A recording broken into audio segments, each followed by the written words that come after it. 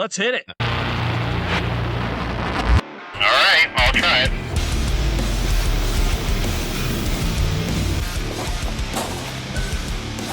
You're good. You're good. Your wife said not to do anything stupid. What was that? All right, I'm pumped for this one. Yeah, I am All too. right. Welcome back, everyone, to the Camo Convoy podcast with Aaron and Nick, where we talk about all things overland, off-road, and the great outdoors. Today, we are going to dive deep into differentials, lockers, and who needs what. But before we do that, we have a new segment that we are very excited about. Let's hit it.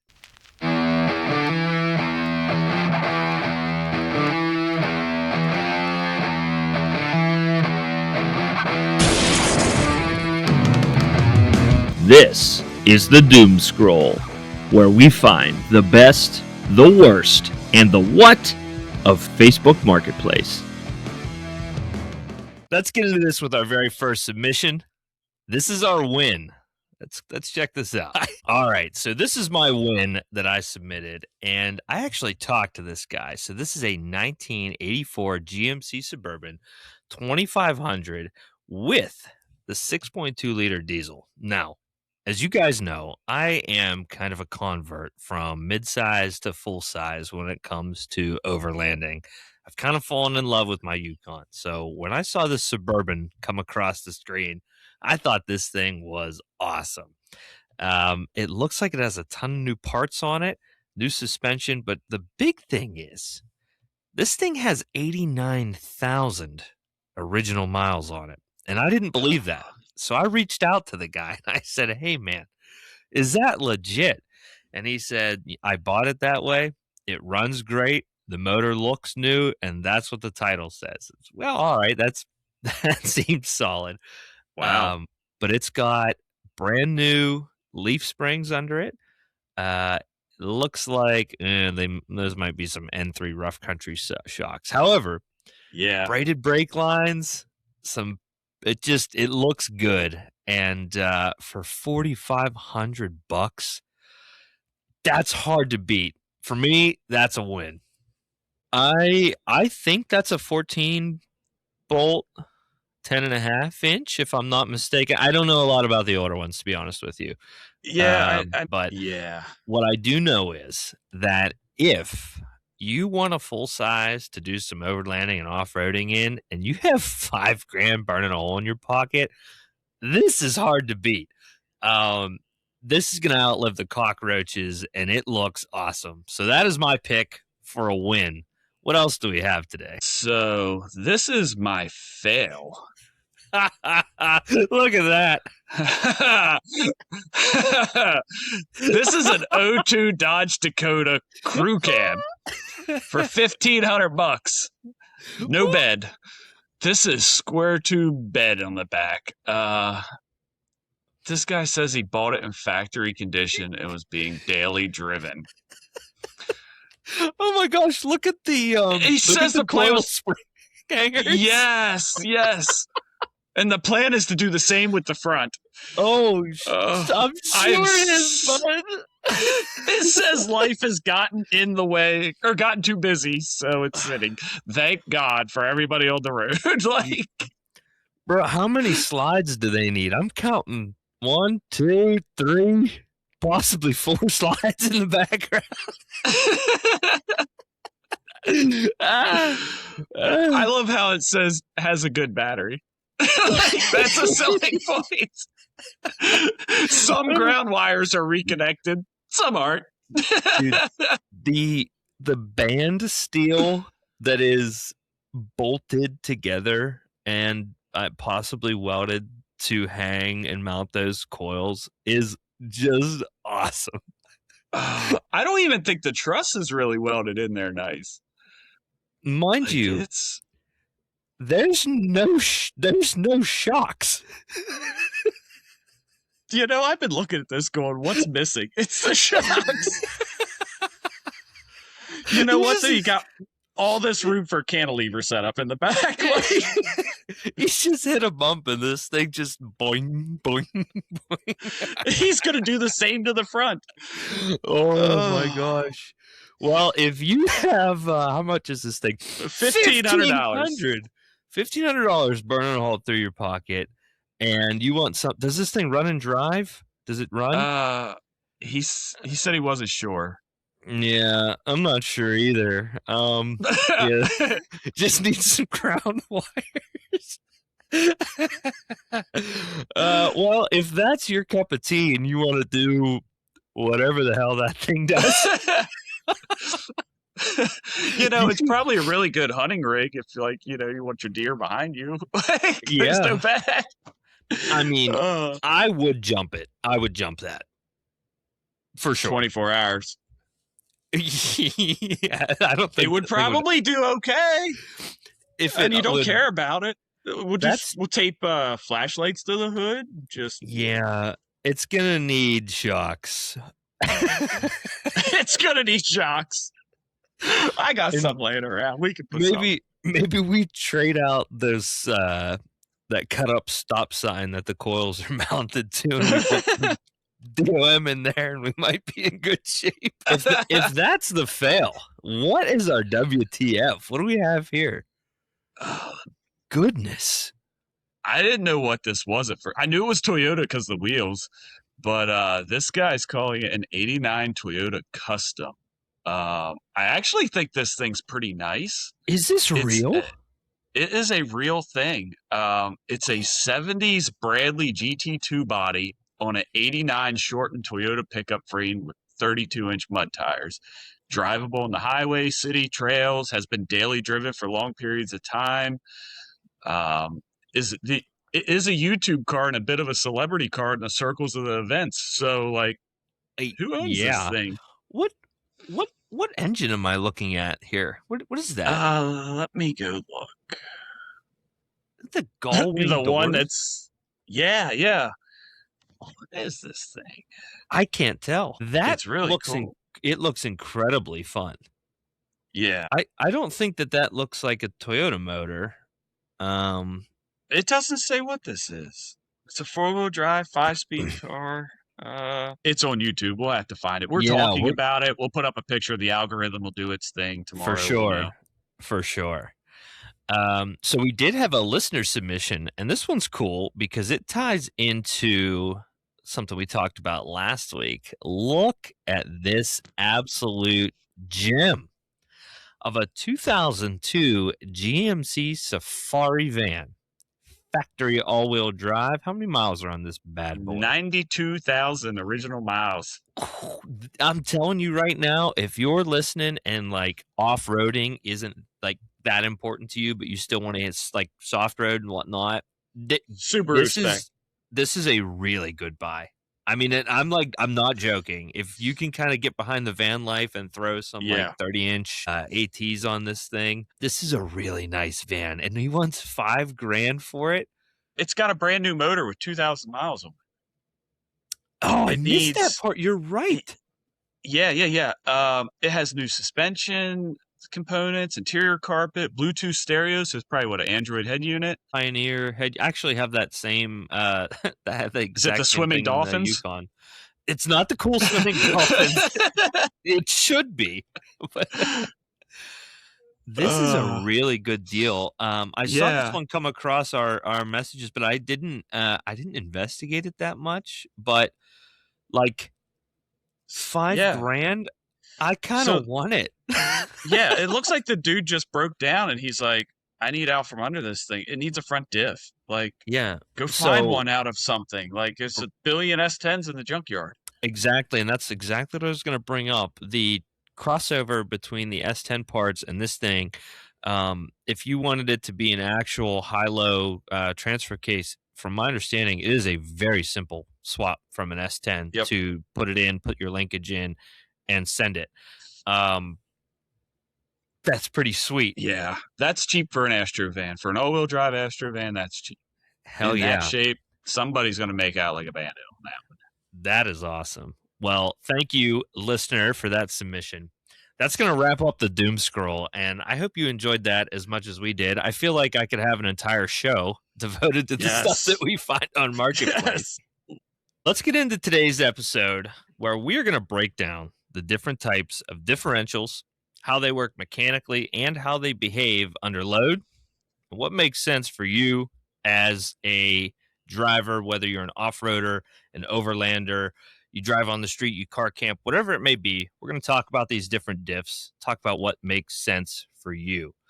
Most people skim right over certain diffs as worthless junk, and they immediately think, you know what? I need a locker. I need a locker in my truck. That's what everyone says. They say lights before lockers, and they make fun of it, so I need a locker. Usually, that mindset leads you astray. So hopefully, after you listen today, we can kind of change your mind if you're on the fence, and God willing, you learn something. So, Aaron, let's talk about the open diff.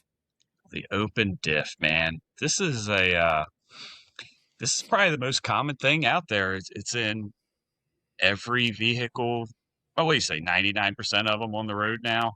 You Yep. know, they're reliable, they're quiet, they're smooth, they're pretty maintenance free. Everybody's driven this.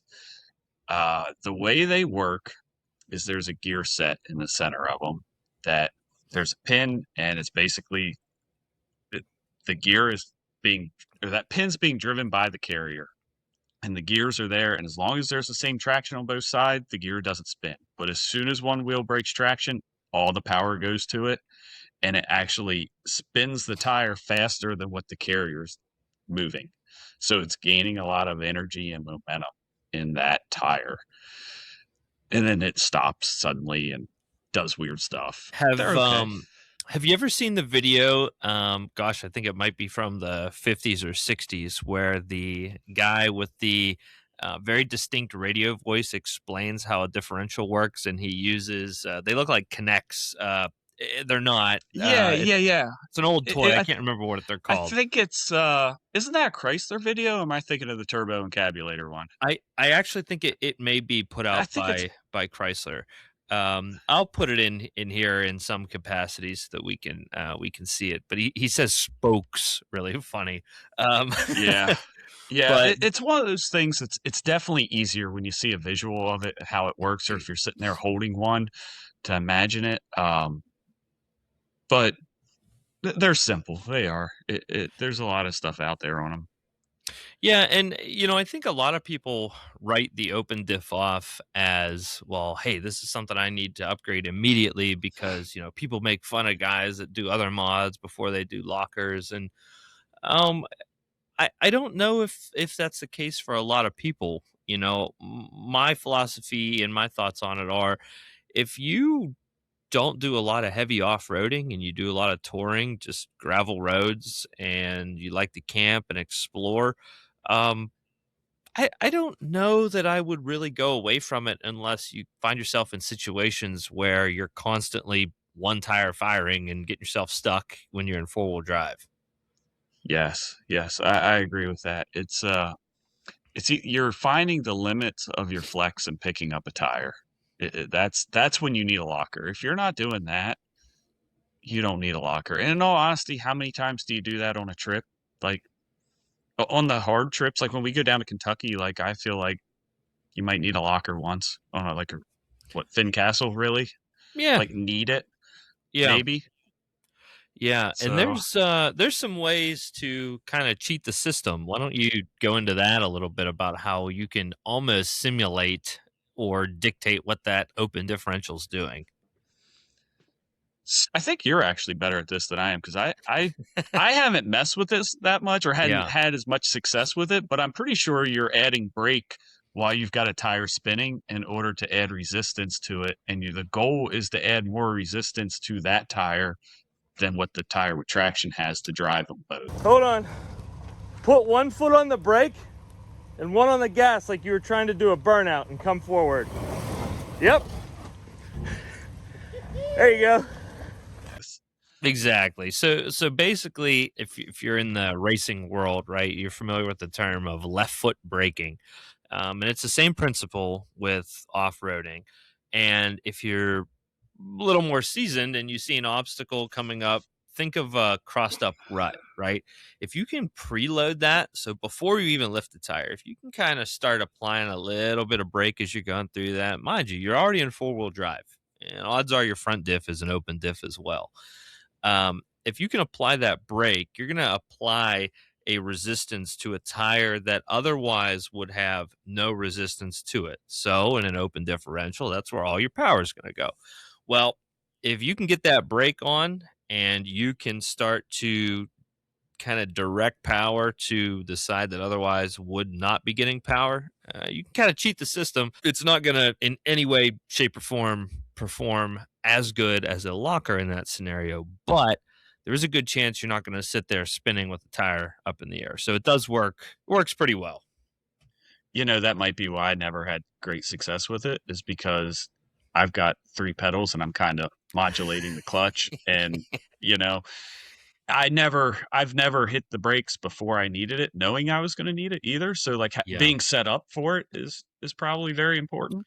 Yeah. I imagine in a manual transmission, that's a lot Yeah. going on. Yeah. That's why I want to put the hand throttle on the shifter. That'd be cool. I want to put the brake, like a bicycle brake cable, so I can run the throttle, have my left foot clutch, right foot brake, and really be able to work it all. Yeah, that'd be sweet. Yeah, now there are some downsides to the open diff that can really get you into some trouble. So let's say that you do have a tire off the ground or a tire that doesn't have a lot of traction, and maybe you are,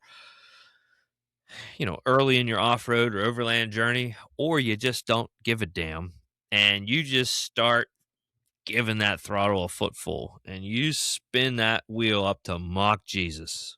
Well, guess what? That thing, when it catches traction, if it hits, nothing else was moving. But the outside of this tire was spinning at 80 miles an hour. You're going to have problems. If it's not immediate, you're going to have problems down the road at an accelerated rate. So I've seen where people were doing burnouts with one tire fire, and they're like, the speedometer says I'm doing 65. Yeah, well, if the other tire's not moving, your tire's actually doing double that. It's like a 2-to-1 ratio. So that tire's doing 120 over there. Violence when it stops. Yes. So that is something to definitely be cognizant of if you do have an open differential and you do sense yourself losing traction. My biggest tip that I can give is just don't spin. The first, I want to say 6 years of me having my Frontier and wheeling it regularly, I was on an open differential C200K in the rear, and an open differential in the front. Truthfully, I don't really think that I had a problem. Or I really don't think I ran into many problems. Now, I will say that the more travel that you have, the less of an issue an open differential is. The more tires you have on the ground, the more traction that you have, right? So, trucks that don't have a lot of travel, especially if you have a front sway bar or even a rear sway bar that's still connected, that is stuff that can hurt you when you're off road, especially on independent front suspension trucks. That becomes kind of a double negative where it's very easy now for you to lift a tire and start spinning it. But I will say that with good line choice, you can get by with an open differential for a long time. And unless your hobby is focused on the off-road side, I wouldn't put lockers high on my list of modifications unless you feel like it's something that you need based on your own experiences. Yep, I agree with all that. I think if you're in like the little crossover cars too, that a locker becomes more important there because your suspension is so limited and the aftermarket support's probably not there as much as, say, the Frontiers or the Tacomas or Jeeps, whatever. So yeah, you're when you climb over stuff, it's a more rigid platform. You're picking up tires, lockers more important there, but the bigger the vehicle, more suspension, less you need it. Yeah, that's a great point about the really it's going to be the unibody vehicles. They just don't have the They just don't That's have a the good structure. classification. Yeah, Yeah. they just don't have the structure to articulate.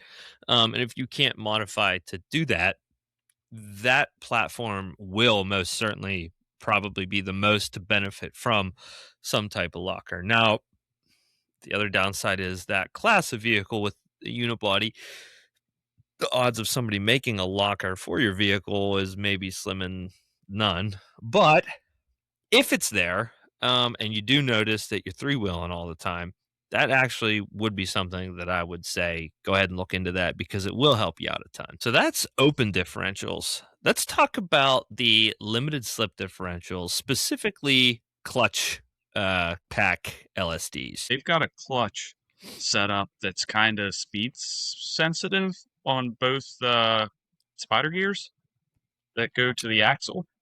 And as one Yeah. spins up, it kind of clamps down on it a little bit and does the Yep. braking thing automatically.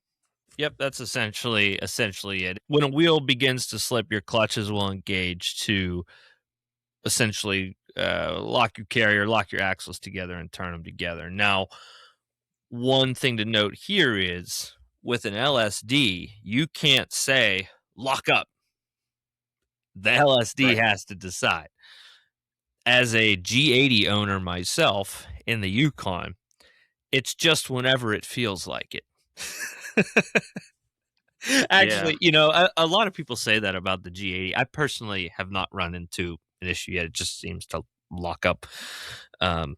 Actually, mine seems to lock up all the time, which has me worried for other reasons, but that can be a down the road thing. It's not the worst problem to have. So It doesn't lock up in corners, but like any time that I've broke traction, it has been with both tires. So it seems to be working very well. yeah, But again, the downside with the LSD is they wear out. They absolutely wear out. And I would Yep. probably argue that of all of the variants of a differential, your LSD is the most maintenance and least service life under normal driving conditions. Probably I agree with that. least service life, most maintenance. Yep. Because you got to run like friction modifier in your. That's where I was going to go. Diff, with it. right? Yep. It's usually an OEM thing you have to get to. It's just like this little pack of goo that you squirt into the diff, and then you throw your oil into it, and you got to have so much in it. Like if you're leaking oil, you got to be able to be like, oh, I'm this low, and only put that amount in. Like there's some science that has to happen with those to keep them alive. Yeah. Yeah, I'm actually honestly I'm not familiar with what the G80 calls for. I haven't serviced mine yet, so I'll have to look into that. The other thing that I'm not too terribly familiar with actually is the cone style of LSD. I don't know a lot about a conical LSD.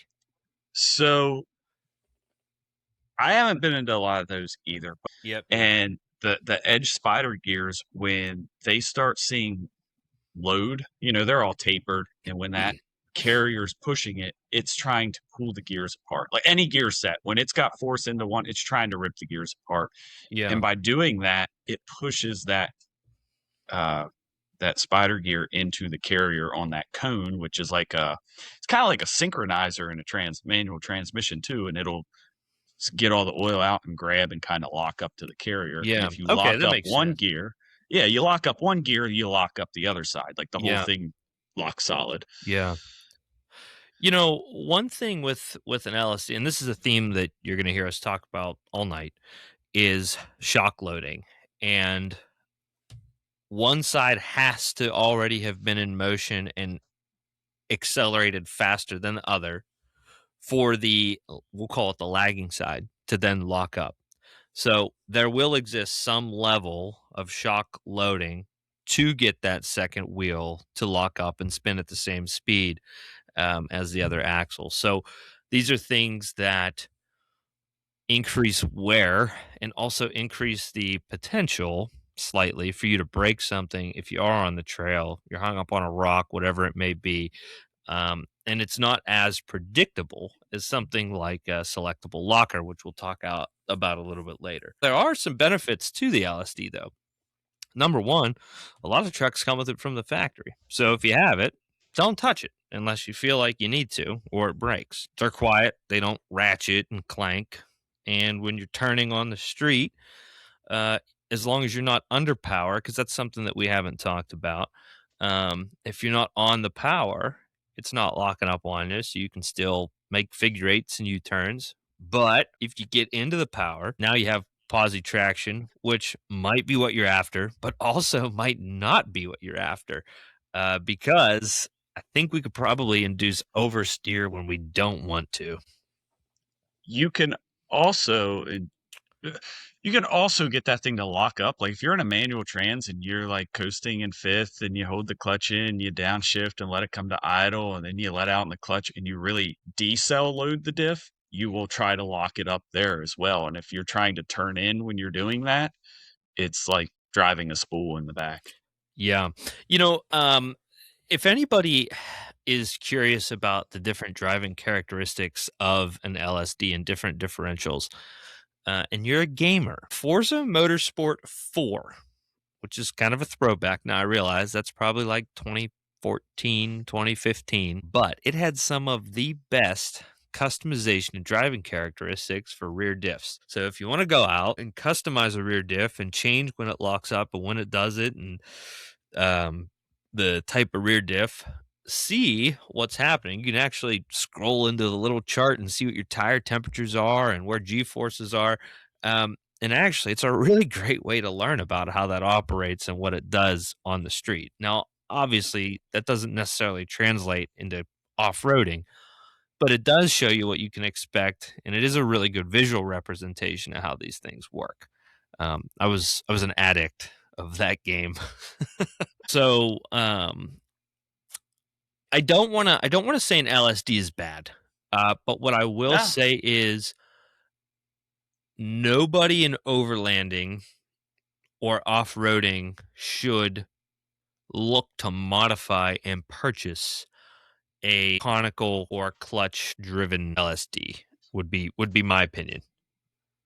I would agree with that. I don't look at an open diff to an LSD as being an upgrade for off-road or overlanding, unless you're like rally car or snow, I think. Yeah. How did yours do in the snow? So I'm incredibly biased here because there is kind of a little branch of limited slip differentials, which is the helical gear driven limited slip. So a gear driven limited slip. And if you've never seen one of these, imagine a 4-pack of worm gears that are arranged in a box. Okay, so you always have like 4 points of contact in your diff, and based upon the wheel speed and your drive input, the axles will always have some level of power to them, but it will modulate based upon the forces that they're seeing. So let's say you're turning, you can still be in the power with positive traction, but your inside tire isn't trying to outrun your outside tire. Now, there is one very clear distinction that I want to make, and that is if one tire has zero pressure, you run the chance that a helical gear LSD is going to try to behave like an open diff. And I've had it happen a few times, but if you tap the brake, it goes right back to what you wanted. Going with the Eaton True Track. Number one, they're extremely reliable. They don't break, and they can hold something like 1,000 wheel torque in a Dana 44. So it's more than plenty for what the Frontier can hold. Number two, there's zero maintenance other than making sure that your gear oil is fresh and clear of debris and wear. And it is, I'm going to put it in quotes because it's not always locked, but it's always trying to provide positive traction to both wheels. I was comfortable giving up the ability to fully lock for that benefit. So to answer your question about the snow, really, really well. And I've heard some people say that they don't like how it behaves in the snow. I guess I'm not sure what those people are looking for it to do. I always have two wheels being powered in the snow. Where it shines the absolute most is gravel. If you want to send it in gravel, and I'm sure sand, I just haven't driven the Frontier in the sand yet. Um, but a true track in gravel is like money. You have the turning ability of, we'll call it an open diff, Yeah. but you can put power down to both tires at the same time. And I'm a really big fan of it. And actually, so much so that if the G80 goes in the Yukon, then I'll get the 14 bolt true track for the Yukon. Yeah. I don't have any experience with those. I've seen them. They look really cool.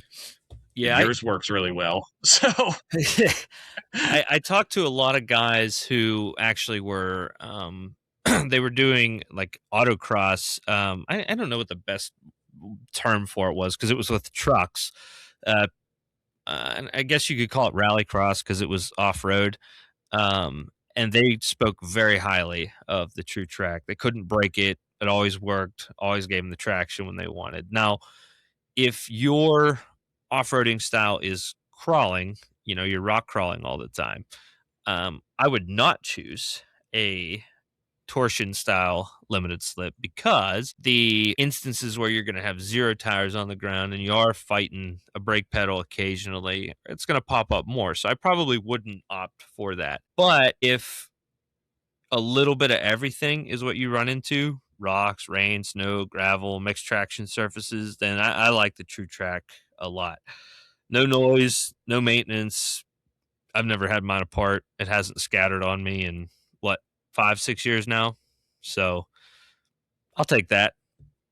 yeah. Yeah. I actually didn't realize you had that in the back. I thought you had a locker. So you had me fooled. Yeah. It's working pretty good for you. Yeah. I will say, like, I'm going to contradict myself a little bit because, it kind of opened it up with like, you don't need a locker. But I will say that the True Track was like probably the most transformative mod that I did outside of Titan swapping on the truck, just as far as driving characteristics go. Before, like, let's say I was in the gravel and I was cornering in 2-wheel drive and I gave it throttle. Well, with an open diff, it's just one tire firing and you're not really going anywhere. If I put the throttle down on the truck now, I mean, I obviously don't make a ton of power, but the power that I do make is going into the ground and the truck moves in a very predictable way. So I'm a big fan, and I as you can tell, like I'm very incredibly biased here. So take that with a grain of salt. I'm sure like there's probably a Jeep guy out there who does a lot of rock driving and he's like, this dude is an idiot because it sucks in the rocks. And it may, I don't do a ton of like crawling over boulders. It's just not we don't have that around here. For to play on. I've been on rocks and I haven't had an issue, but I do want to be very clear that it is not a locker that is going to 100% lock the axles together. I think that's a very important distinction for anyone that is deciding.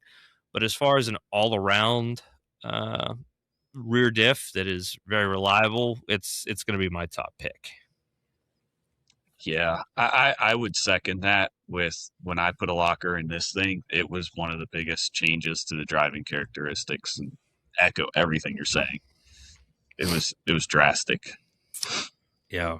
So we need to talk about what shock loading is and cover this because we're talking about it so much.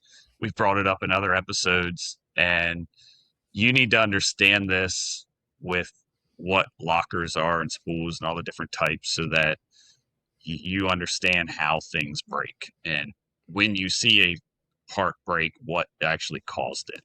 Mm-hmm. So, axles are like torsion springs. You apply force to one side, it's going to twist. No matter what. You put a load on, you're holding this tire and you're putting force on it, it's twisting, and then it'll eventually go.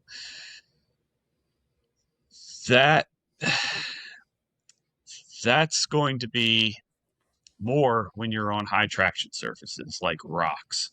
And when a tire is loaded up like that, the axle's twisted and it comes off the ground, that tire is going to get accelerated and then bring the axle with it and twist. And it follows everything up through the drivetrain. It's going to hit your spider gears, your whatever your diff is. It's going to hit that. It's going to hit your carrier. It hits your ring gear, your pinion gears, your bearings, your universals, transfer case, transmission, clutch, crankshaft. Like it goes all the way up. Yeah. This is where being in four-wheel drive before you need it is very, very important because it splits that path off and sends power to the front, but it also keeps usually your rear axle and your front axle are never off the ground at the same time.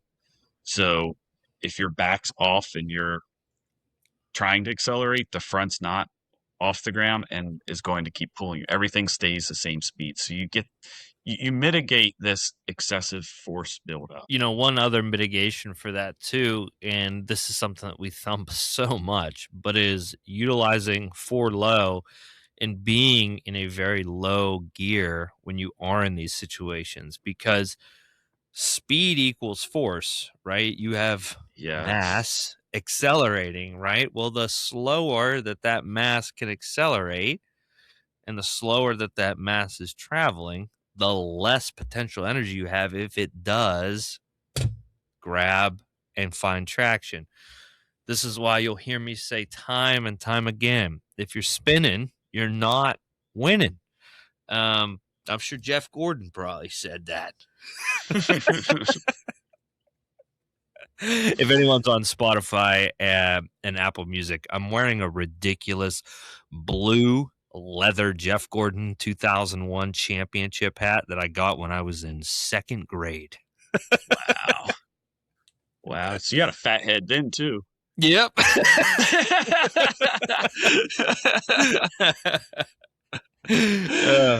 I think we need to talk about how often a axle comes off the ground, like on gravel roads, hitting potholes and stuff. Mm-hmm. Like your tires come off the ground a lot more than you realize. And it's not for long. Most of the time, your tire hits, it comes off the ground. It's fraction of a second. But if you've got, we got 200 horse going to the wheels, average everybody. Yeah, if hopefully, I wish. But you've got that much power going to, let's say, 100 pounds of rotating mass. It's going to spin up a little bit, and this is where, like, when you're going down a gravel road and you're feeling all this harshness of it just beating yourself to death in two-wheel drive, that's your shock loading. You are feeling it, and it's not good. Yep. No, absolutely. Something that, and this actually just, believe it or not, I'm still on Reddit, even though I'm not allowed to post anything in the Overlanding channels. Still banned. I'm still banned from posting. But I did come across a post that I thought was really interesting, and reading the comments made it extremely evident that this principle is just not well known by people. So an individual posted a video of him driving in deep snow in his Tacoma, and he was getting a ton. He called it shaking. Now, it was very evidently wheel hop, right? And he said, how can I stop this from happening? And I mean, this thing, you could tell it was revving up, and it was just, and what a lot of people don't understand is like the actual physics of what's going on there, right? The tire is braking below the surface of the snow, but it's also finding traction, and it wants to climb up out of that snow. But as it's doing that, the weight of the vehicle is now busting down through the snow again, and it's falling. Well, you keep doing that over and over and over again rapidly, you're going to have that suspension try to start cycling. It doesn't know what to do with itself because there's not the right forces on it. The truck isn't full weight on it. It's just bouncing. Every single time that it does that is a shock load to the drive line, to the suspension. And like you said, the whole way up to the crank, the entire truck is subjected to that. And the comments were crazy. Like, Nobody suggested just air down more so that you float on the snow and don't break through it like that. And it's not just that too. Most of the wheel hop, I think, comes from leaf sprung vehicles, right? Yeah, right. All right, It's and yeah. it's primarily that. I mean, you can have Yep. wheel hop and other things, but for us, the Overlander, it's mainly a leaf sprung vehicle. Yeah. And what's happening is when it, equal opposite force, like if there's a force this way, it's got to be an opposite force the other way for something to happen. And when that tire grabs traction, your diff is going to move up and down as it releases because that spring doesn't hold the axle exactly level. It can wind up and move back and forth. And this makes, if you go throwing lift blocks on your vehicle, this makes it worse because Especially on a light duty truck. Yeah. Instead of it being right on the spring, now you're putting 6 inches of leverage on it, and it's it's a pendulum, which is also going into your drive shaft's slip yoke. Do you have enough there to be able to handle how far the axle's moving forward and back? It's all of this stuff matters. Like you can get your U joints so far out of alignment to each other that's what blows them apart. It's not an overforce thing. They can't rotate at the angle you're asking it to because you are shock loading everything so hard and moving stuff. Like I saw an old I think it was a bullnose Ford. It's a crew cab, long bed. This guy pulls out of the gas station. Younger high school kid, diesel, he blows into this thing. I'm telling you, the rear axle moved forward and back in that rear wheel well a foot. It was nothing but wheel hop. Just whoa. And he was hauling ass down the road with it. It never stopped. I thought for sure it was gonna spit one of the 3 drive shafts out of it. I think they have it was one of the real long ones. Yeah. One thing that I want to emphasize here is that as we talk about this, we're talking about this in the context of reliability and overlanding, not trail toys. Like if you have a woods buggy or something you run in the trails that you trailered there, like, dude, I don't send it, whatever. Yeah. But this is like keeping your rig alive, and how to not tear stuff up, because as hoopty as I may be, I don't enjoy breaking stuff. Same. Like I wrench on stuff for a living. I go out in the woods to have fun. The last thing I want to do is be wrenching in the woods. Amen to that. So I think we beat shock loading to death here. Now, how can we utilize a locker to reduce that shock load? And what is a true locker? So a true locker, the simplest one, the cheapest one you're going to come across is going to be a spool or a Lincoln locker. Both of them do the same thing. One of them is you buy parts, the other one you weld parts, the orb of traction. But what it does is it takes away your differential. 100%. You are basically a four-wheeler. Each tire is going to spin the exact same speed no matter what. And this is great for a woods buggy. Outside of that, like for us, for what we're doing, camo spec, right. Traveling and overlanding and camping, nobody should be running a spool full time. No. You're going to eat tires. You're going to break stuff. That twisting in the axles, it can't go anywhere. Everything just stays loaded up. You could be going down the road and have your tire pressure off a little bit, and you're just loading that rear end up, which is putting all this force on the carrier and changing your gear lashing. Like they have the traction at the expense of reliability and drivability. Yeah, this is woods buggies. This is your like play toy that shows up on a trailer, or maybe you're building a desert truck that also shows up on a trailer. Like a spool obviously makes sense there. Welding your diff, again, this is just not road vehicle activities.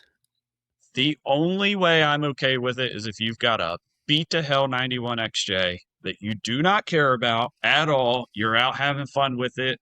You can daily drive it. That's fine. I see a lot of beaters daily driven. That's cool, man. Like, Yeah. hell yeah. Go ahead. Sure. Weld it up. Like, you're going to party. It's going to be amazing. You're going to love it. Outside of that, no. I can't think of one person in our group that should be running a spool. I don't know that anybody is, but No, not on the overland vehicle. I mean, there'll be a spool in the Tundra, but it's yeah, I expected that. It's high horsepower desert running. Like, there's the least amount of parts in it. Like, yeah, that makes sense. I say Right. desert running in the Appalachian Mountains, but like, hey, listen, we're going to Utah. Damn it, we're going to Utah. It's 2027. So that's spools, and that's welding your diff. Yeah. And this is important to know. Like, you got to know what a spool does and how it acts, because when we get talking about electronic or selectable lockers later, this is what your locker turns into. Yep. If it's on, it's a spool. There's no differentiation or anything. So keep in mind the loads you're putting on everything when you have your locker. Yeah. Yep. Especially, and this is why, like, on a lot of trips, like, let's say that we've done, an hour or two on a trail, and like a real trail, not just like a gravel road, and we're about to turn off of the trail and we're onto the highway. I might sound annoying like I'm your dad, but I'll say, like, hey, lockers in 4 low check, because you do not want to whip it out onto the highway in 2 high with the ass end locked out and pull out into traffic. And the next thing you know, you just bound that thing up, floored it, and ping, because we had that happen in, like, quite literally the most remote spot in Kentucky. And by some grace of God, we found a guy in the middle of the woods that had an axle shaft for a 4Runner. Or not a 4. What the hell was that thing? I was gonna say this. It was I heard this story. It was a Toyota. I think it was a 4Runner. Yeah, because it had rear drums. Definitely Toyota. Yeah. Yeah, but yeah, long story short, we just knew a guy that knew a guy that knew a guy, and we went to this random barn in the middle of the woods and got an axle. But that's what happened. His selectable locker was stuck on, or he had left it on. And when he turned onto the highway to give it gas going up the hill, ping! I think it's worth stating here, too, that how your axle is put together should dictate whether or not a spool is like something you should consider. C-clip axles. The axle has to be intact for the wheel to stay in it. And if you put something in there that's going to break an axle, your wheel's going to leave. Like, yes.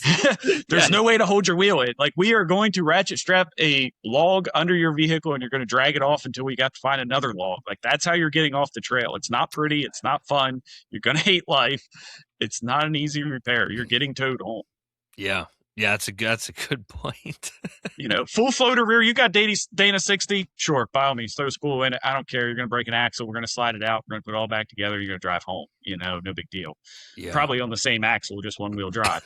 But, but yeah, definitely, like, anything C-clip, semi-float, like, spool. Don't do it. Yeah. Yep. That's a great. And honestly, I might even go as far as saying, like, if you don't have a third member axle, like, maybe don't. But again, if you're doing it, you're doing it for a reason. Like, no one overlanding is going to put a spool in, it just doesn't make sense. And anyone that probably is using a big third member axle to build some carry or whatever. So I don't know. If you have a spool or you welded your diff and you're out there getting it, like, show me. I want to see it. I want to see you go through drive-thrus and around the corners. Yeah. So how about a selectable locker? How do we turn our open diff into a spool at will? So this is really cool. There are 3 ways that I know of doing it. You Well, they're all open diffs, and they all have some sort of mechanism that locks up one of those spider gears. And once you lock up one, nothing can rotate. It's solid. So they do it with either a electric, like a coil and a magnet, and it sucks a plunger in or teeth or something that locks that gear. You can do it with air. Same thing. You just got a little air cylinder, comes over, locks the gear. And you can do it mechanically. Sometimes this is like a e-locker that's failed that there's a retrofit kit for, that you throw a cable through your cab floor or something and you just pull it or push it. Other times, like I think aux lockers are like this from the factory, like or like aftermarket, like they sell them as a mechanical I locker. think so. I think they're a lever. Okay, yeah. Yeah. It they all do the same thing though. They are locking up one of the gears in the spiders. Yep. Yeah, and this is kind of the well, I don't know. I think it's fair to say that this is the gold standard of your standard off-roading. Would be a selectable locker.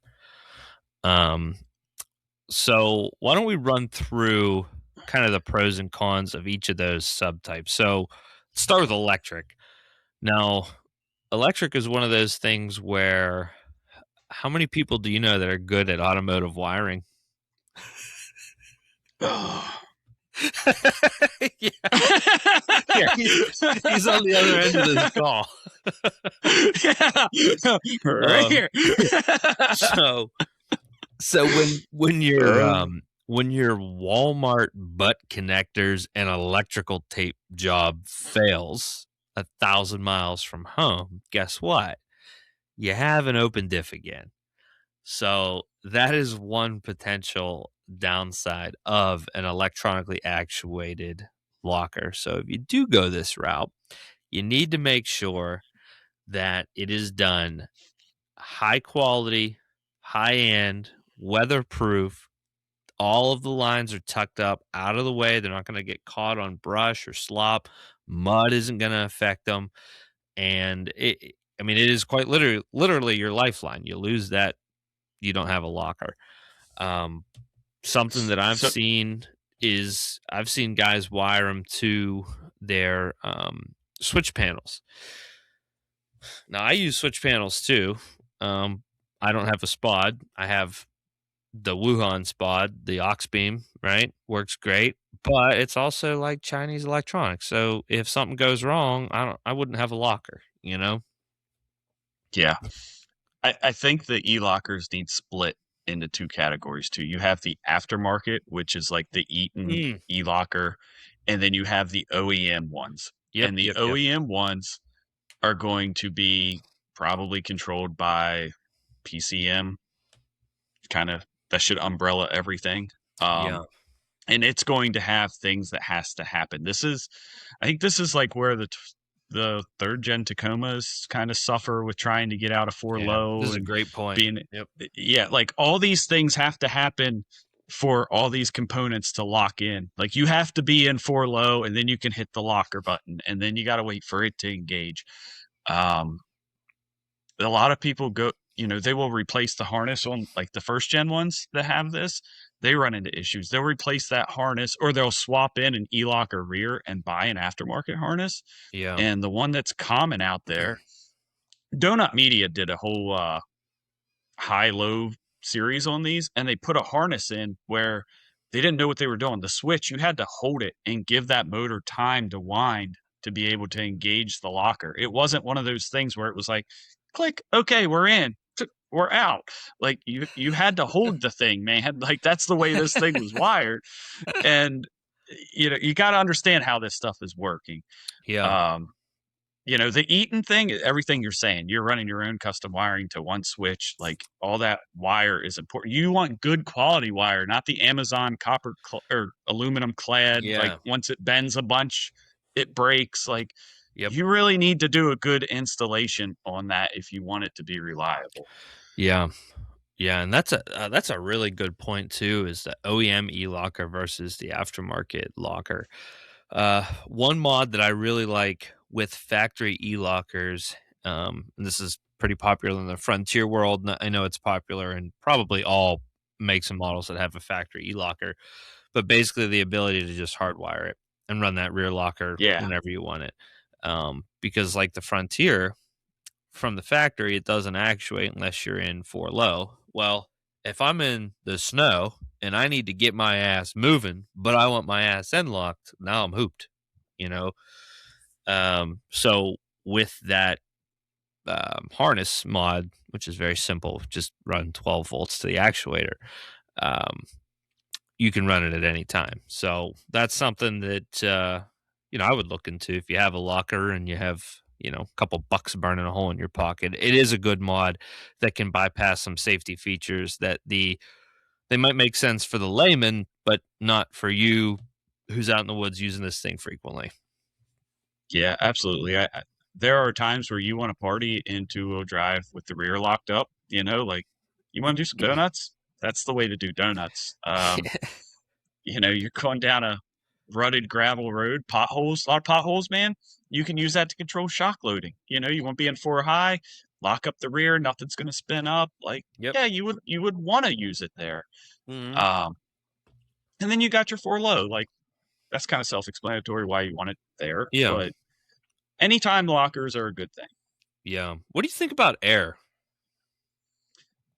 I like air.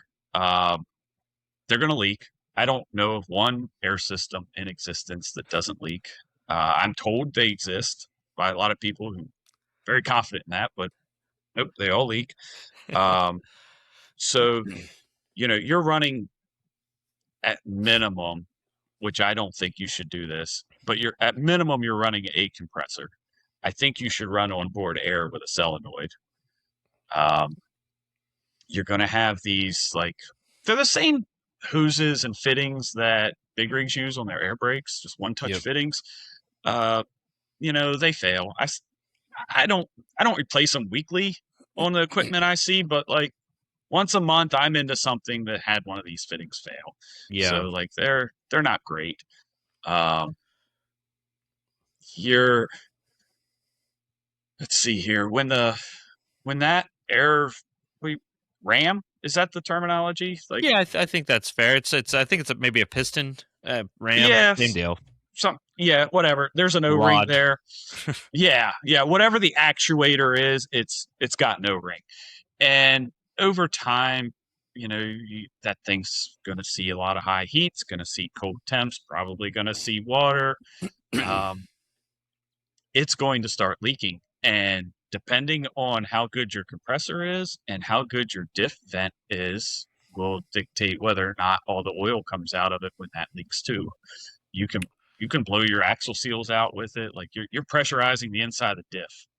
So they can fail. I do like them though, because you can put 150 PSI in it and probably get the most lockup force out of any of the ways locking that up. Yeah.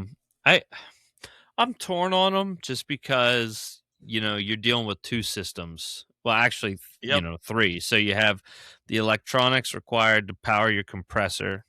You have the physical air system, and then you have the mechanics of making it lock. So, and the control wiring. Yeah, you gotta have a switch. It's a lot. It's more complicated.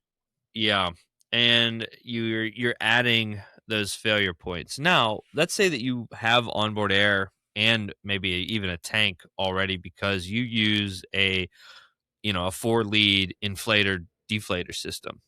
Well, it's a very simple add-on to go ahead and add an air locker because now you already have the infrastructure for air.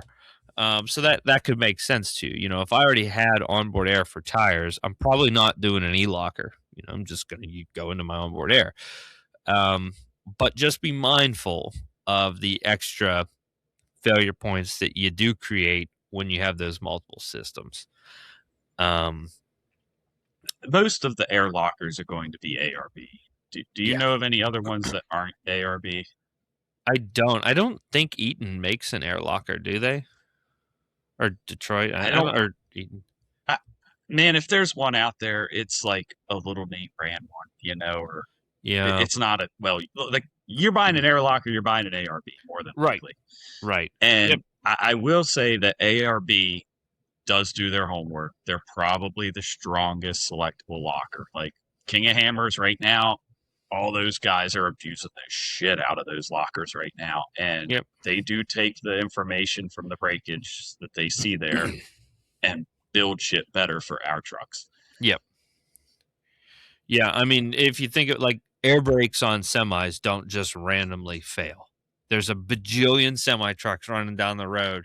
Yes, they have brake issues, but like it's not like this is happening all the time. You know, we have air brake failures. Yeah, they have brake issues, but there's 18 of them to worry about, you know. Yeah. And they fail with the brakes engaged. They're bringing it to a stop. Correct. They use air pressure to keep the brakes open or off. Correct. Disengaged. Yep. So you know, I know that I always kind of harp on the, oh, well, that's an extra failure system. And it is, but don't get caught up on that. Like, I wouldn't shy away from an air locker just because there's extra systems. It just is something to be mindful of that you have to plan for that. And you need to make sure that your install is quality. Yeah, the installation has to be quality on them. You got to build your system, like plan it out. Don't cut expenses, like spend the money, make it right. You'll love it. It'll be worth it. Yep. Now there's something that has basically no failure parts. That's the old cable locker. This isn't that popular these days, but they do exist. Yeah, they do exist. I think most of the time it's because an e-locker failed. The actuator failed, and nobody can find it. It's out of production. It cost $1 bajillion, and somebody still wants their locker, so they buy the retrofit kit and throw a cable on it. Yep, that's probably it. Yeah, it just your negative there is you got to cut your floor up and put a lever in somewhere. You know, actually, some of them are like pool. They're like a choke cable. Yeah. Yep. Exactly. Yeah. And man, I don't know about you, but I fight choke cables like on lawnmowers and stuff all the time. Like they get dirty and froze up. It's one of those things like if you've got this, you better be using it like once a week. You better just cycle it a couple times. You know, you're sitting there at a stoplight. You better just something to tinker with. You know, keep it free. Throw some oil on it. Yeah, that's a good point. That's a really good point. Actually, since we're talking stuff, yeah, because you know that is a good point. You know, I'm sitting here talking about that system doesn't fail, but I'll tell you what, it can. You know what that is? What am I looking at? I can't see it. Is that so? That is you take a bicycle cable. Okay. This opens up, and you slide the cable in, and then you clamp down on it, and it's got an open end that clamps onto the cable, and it seals on the actual cable, and then you have holes here where you can take like WD-40 and spray down in it, and it shoots oil all the way through your I like cables. That. Surprise tech tip of the day. Yeah. Yeah. I bought this for like $10 off Amazon years ago, and I've used it never. Yeah. I like that. little I don't have any cables. Luber. Yeah. But I like if that. you have one of those, you need one of those. Yeah. So, you know, I think we pretty much covered this, but the real world behavior of the selectable diff is unlocked. It is going to behave like an open diff. So keep that in mind if you're driving gravel frequently, especially if you like to play around in gravel. You're basically playing around in an open diff, which 99 times out of 100 isn't a problem. But you don't have the benefit of something like a torsion LSD or even a clutch LSD where it's going to lock up without your input. However, when you want it to lock up, you're getting full lockup, and it's not unlocking unless it breaks or you tell it to. Yep. And I think the big one there, too, is when you're on the road, there's zero performance issues. There are no net negatives, no negatives at all to your road behavior, which, you know, I don't know that we really mentioned this, but road behavior is important. You know, we're an overland podcast. We're talking about overlanding where off-road is just a part of it. Well, you got to get to those cool roads, and to get to them, you're driving where? On the asphalt. Highway. Highway. You know? Yep. So you have to be roadworthy. You have to factor in the road characteristics, which is why we're not running spools on our trucks. Exactly. But we are running automatic lockers. Yes. So why don't you get into that, because you have the most experience with the auto lockers. Yeah.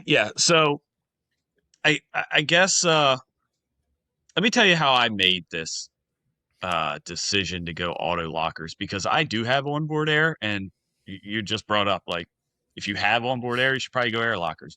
An air locker for just the rear of this thing is $1,200. That's before I do installation.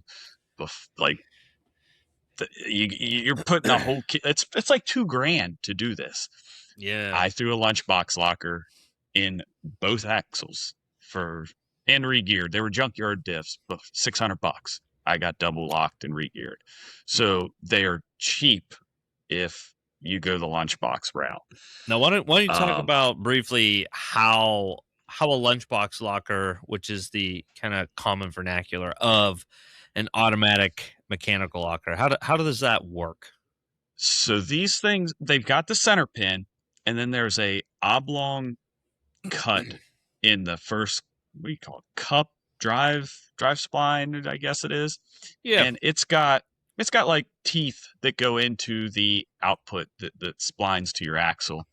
And when that pin rotates, it hits this oblong shape and tries to force it into the output of it, and it locks them up with these teeth until the tire starts going faster than the carrier. Then it opens up, makes a slack, and the inside one can ratchet around it until it sees force again and locks back up.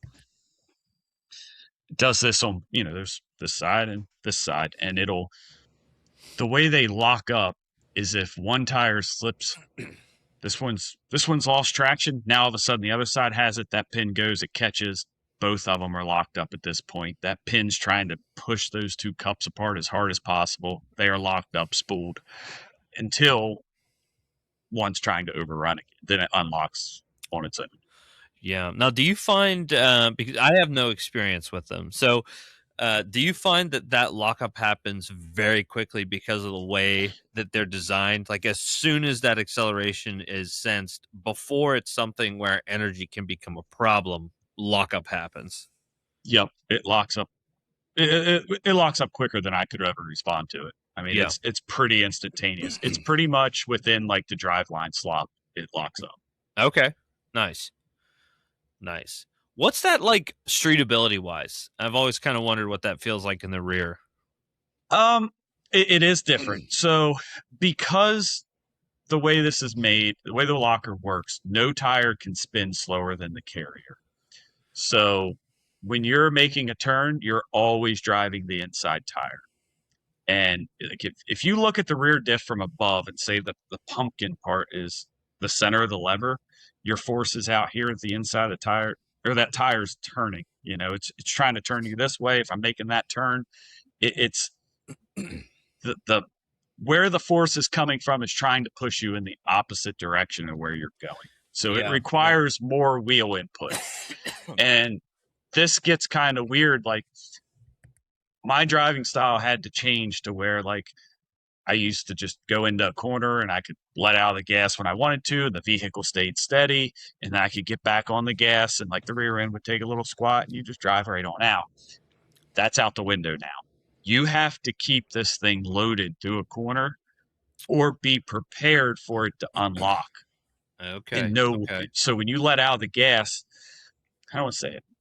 When you're in the gas going into the corner, I will find myself holding a little gas sometimes and then jumping on the brake to keep the rear end locked up, to keep that forward lash on it. And, I'll go through the corner fine. But if I let off the gas completely, instead of that side staying locked up, it switches to the other side now. And you'll get this really weird, like, half lane shift feeling. And it scares the hell out of you the first time. But it's just, on decel, one tire can go faster. It's just which tire is loading which side of the pin. Okay. That was going to be my next question. So let's say that you're coming into a corner and you go from, fifth to third. Will it lock up on decel? Yes. Okay. Yes. And it will wheel hop like crazy if you're not on top of it. Like, Yeah. Okay.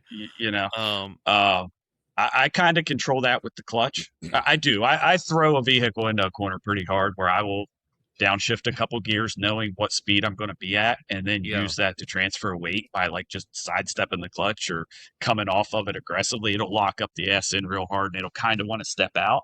And if you can get it to step out like that, because both are locked up, when you break traction on one tire, it's a lot easier to break it on the other one too. And you can initiate a slide that way. And if you can jump on the gas while the tires are sliding, now you're full blown drift. Yeah. Right. Okay. Nice. Yeah, I was curious. I don't have any experience with them, but it sounds like there's a learning curve because you could both induce understeer and oversteer if you don't know what you're doing. Yeah.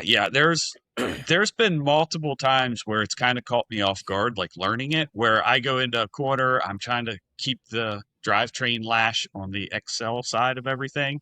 And for whatever reason, I start going down the hill and it finds the neutral side of that and unlocks. All of a sudden, I've got way more wheel into it than I need to, and I'm going for the shoulder, and I've got to come out of it. And a lot of times when you come out of it, the thing will kind of relock and shift again. And now all of a sudden you don't have enough and you kind of got to throw a lot more wheel into it. And you can get into this oscillation pattern where you're like really wheeling it, trying to keep up with it. And if you don't Yeah. understand that, hey, this side's locked, now this side is, now this side is, now, going back and forth, the answer is just stand on the gas or get off of it completely Yeah, and slow right, down. right. Like you just got to tell it what to do. It got confused, Yeah. it's not that bad, to be honest with you. Like I yes, it is. It's important. You've got to know this stuff. But like I threw my wife in here 10 weeks pregnant and we drove to Key West. Yeah. Like she never complained. She didn't what she complained, but she didn't scream about the truck anyway. So it's it's still very streetable. I don't hear it. I have a Power Track no slip, which is supposed to have like another synchronization ring. I mean, it does, but I don't know that like not a lock right is the other version that doesn't have that synchronizing ring. Yeah. I don't know that it would be any different, to be honest with you. It's a very streetable locker. I really only find it a nuisance now, like sharp right hand turns. Like if I'm at a stop sign, I'm making a right. When I get on the gas, I'm modulating, trying to figure out like, am I going to chirp the inside tire? Yeah. It's really easy to overpower that inside tire, and I mean most of the time I just chirp it. It'll just be a little chirp, chirp, chirp, chirp, chirp. But every now and then, man, that thing just slips, and then I'm driving off that outside tire, and it's a weird feeling until I get straight again. Yeah. You can't do like oh crap, somebody's coming. I pulled out in front of them and just mash it and expect it to do normal things. It's gonna shift Either around, drifting or going straight.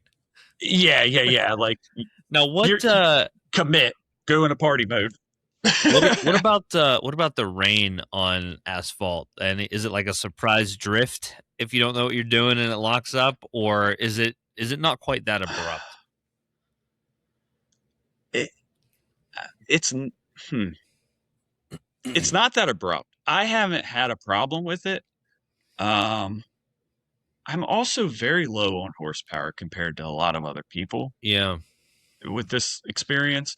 So like it's I don't know. I used to buzz the rear tires off with this truck with an open diff in the rain. So I'm kind of used to it. The weight of the camper kind of negated that. Like it's never been like, oh, I'm gonna spin this thing out. But I grew up running go-karts and four-wheelers and stuff. Like it is so natural for me that when a vehicle kicks out that I know what to do. Right. So I'm okay with it. Like if you're not comfortable with a vehicle getting sideways and like you need to carry other underwear with you, if it just wiggles a little bit, like, man, maybe not go with an auto locker. But Yeah. If I you've been think sliding four wheelers around, like, yeah, you'll be fine. yeah. I think that's a really good point where maybe skill and experience are a very important factor with an auto locker. It's not that you need to be the Stig, but you kind of need to understand some vehicle dynamics a little bit. It probably Yeah. wouldn't be my choice for you if you are new and this is like your first, you know, truck mod. Yeah. The internet makes it sound like you put this in, you're going to have instant death in 3 feet. Like, uh, I'm not going to lie. Like, the internet was the one that was like, you need a selectable. And I was like, yep, onboard air. I'm ready to go. Like, I'm going selectable. And then I saw the price and I saw the price of the lunchbox. And I'm like, how bad could it be? This is an experiment. I'm going to find out. Yeah. And yes, the internet's not lying to you. It does do all of these things. Are they an issue? No. I mean, I'm doing very well traveling all over the place. Like, Yeah. 10-hour trip to Kentucky, going 85 behind a blue F-150 drafting. Yeah. Like, I was good. Trip to Key West with a dirt bike hanging off the back. I'm good. It does good towing. Does good in the And rain. they're very durable. I want to make sure that we emphasize Yes. that it's a very durable locker. You don't oftentimes, especially in midsize, see a lunchbox grenading in trucks unless somebody is really driving like an ass. Yeah. Yeah. They do a really good job of, if you do pick up a tire, you don't get any wind up. There's no way for a tire to spin faster than the carrier. If your speedometer says you're spinning it at 45, that's all the tire's doing. So right Yeah. there, you're using half the force as you would with an open diff. Yep. If you lose traction on one tire. Yeah. Because of that, I don't want to say it makes everything stronger, but it keeps all of the forces more within the factory design loads that they were expected to see. Yeah. So I think this is probably the part of the show where we we point our guns at each other. Because I think we disagree. I think we disagree here. Yes. We've been talking about lockers, and I think that it was kind of the preconceived notion that all this was rear differential talk. But what about the fronts? What's your thoughts on the front diff? Locking it up. So the internet says, do not put a front locker in an IFS vehicle. You're going to break CVs. It won't steer. Just bad things are going to happen all the way around. And I saw a Spartan locker for $150. And I said, yep. And I put it in just to see if I liked it. If I didn't, what's this thing do? I want to know for myself. And it definitely makes your steering heavier because it's driving an inside tire. All right. So it's fighting you when you're in 4-wheel drive, you make a turn, that inside tire is trying to turn you the opposite way, and you can feel it in the wheel. I like him in the IFS because if it was a selectable locker that turns it into a spool, now all of a sudden you're binding everything up. With the auto locker, you're still only driving one wheel. And Yeah. until that one slips, you're not locking up both sides. So you're eliminating all this binding and all this force on the carrier, which is causing deflection on your ring and pinion. Your front diff is usually smaller than your rear. I think the auto locker in the front of an IFS makes sense. I would rather have that. What would you say to an IFS truck where the 4-wheel drive disconnect is in the transfer case and not in the front diff? So I actually have a switch, and I've experienced this. It's invisible. When you're in 2-wheel drive, it's completely invisible. You don't feel it. There's no loads on the carrier, so everything can ratchet and do its thing.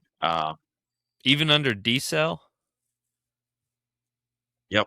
If you're in Yeah. 2-wheel drive with a front locker, I don't notice it at all. Okay. Now, I have the add unit, and if I have the right front axle disconnected, I basically have 3-wheel drive. It's still driving my driver's front. And if I jump on the gas, it turns the wheel right. When I let out of the gas, it turns it left. So I'm fighting this, but it lets me turn sharper in 4-wheel drive. Like if I really want to put twin sticks in this thing, but Yeah. that's a different conversation. But uh, it does let me stay in 4-wheel drive and make a sharper turn. I will use that from time to time. Like if I'm trying to pull my boat out of a asphalt boat ramp really steep that has a turn at the top, which I do commonly or used to, like I don't want the front locked up. So I will have that off, but I want low range. And I can't get into 2-wheel drive low range with the front locker and having the add unit off because that left front's always attached to the locker. And whenever it gets forced, it's going to lock up that side. So I don't know. I know it happens. It's not that big a deal. Like Yeah. I deal with it. The only downside that has gotten better is it's hard to put miles on a front diff to like really break it in. So it's taken, and I think it's really just now starting to break in. I've probably had it like 2 years. I would go up to Green Ridge and I run 4-wheel drive a lot. Just I hit gravel roads, throw it in 4-wheel drive. It manages shock loads over potholes. You will just do it in your vehicle, man. You will notice it in the dash noise. It is so much less when you throw it in 4-wheel drive. But going across Green Ridge, say 45 gravel road, I get this wandering, and it just back and forth. And what it is one tire's grabbing, and then it slips, and then the other one grabs, and then it slips, and it go back and forth. Or I'm making a little change. Oh, I'm drifting this way, and it's just enough of a difference side to side to where it changes which one's locked up, and then it pulls me. So I get this wandering. It has gotten better. I have started to make sure my tire pressures side to side are identical. I think this is where like the 4-tire inflation systems are a big deal to keep all your tires the same circumference as much as possible. But outside of that, man, like this thing crawls like a billy goat. I Yeah. throw it in 4 low and it just works. It's made me a lazy driver, to be dead honest with you. Like I can pick stupid lines and just be like, $2,000, first gear, let it eat. I'm gonna climb over whatever. Actually, Fincastle, I think you have the video of that actually, if you want to throw it up right now. That was like the first time I've really ever needed a front locker. And Yeah. I've never seen Fincastle before. And I was like, I'm just going to point the truck to the right side. And my goal was to pick up the left front tire and get like a badass picture of it up in the air, And that locker just dug in. And as soon as the left front picked up, it grabbed the wheel out of my hand because I wasn't expecting it and just turned me left and did everything. Like the truck did it 100% on its own. Yeah. I just kept forward momentum. And it unlocked. Like that's another one of those instances where if you would have had a selectable locker and you'd have gone up there and it ripped the wheel out of your hand, now all of a sudden your wheels are turned and you're binding everything up trying to make that turn off the obstacle.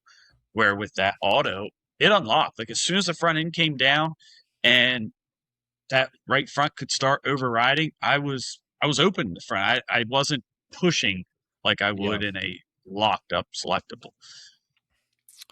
Yeah, I guess my biggest concern with the auto lockers in the front was I was under the assumption that like in the Frontier, the front diff and the CVs are spinning all the time. The disconnect is at the transfer case end. So I was under the assumption that like 2-wheel drive hard corner, like I crank it left at 65, that I would get some sort of weird behavior in the front diff. So You should.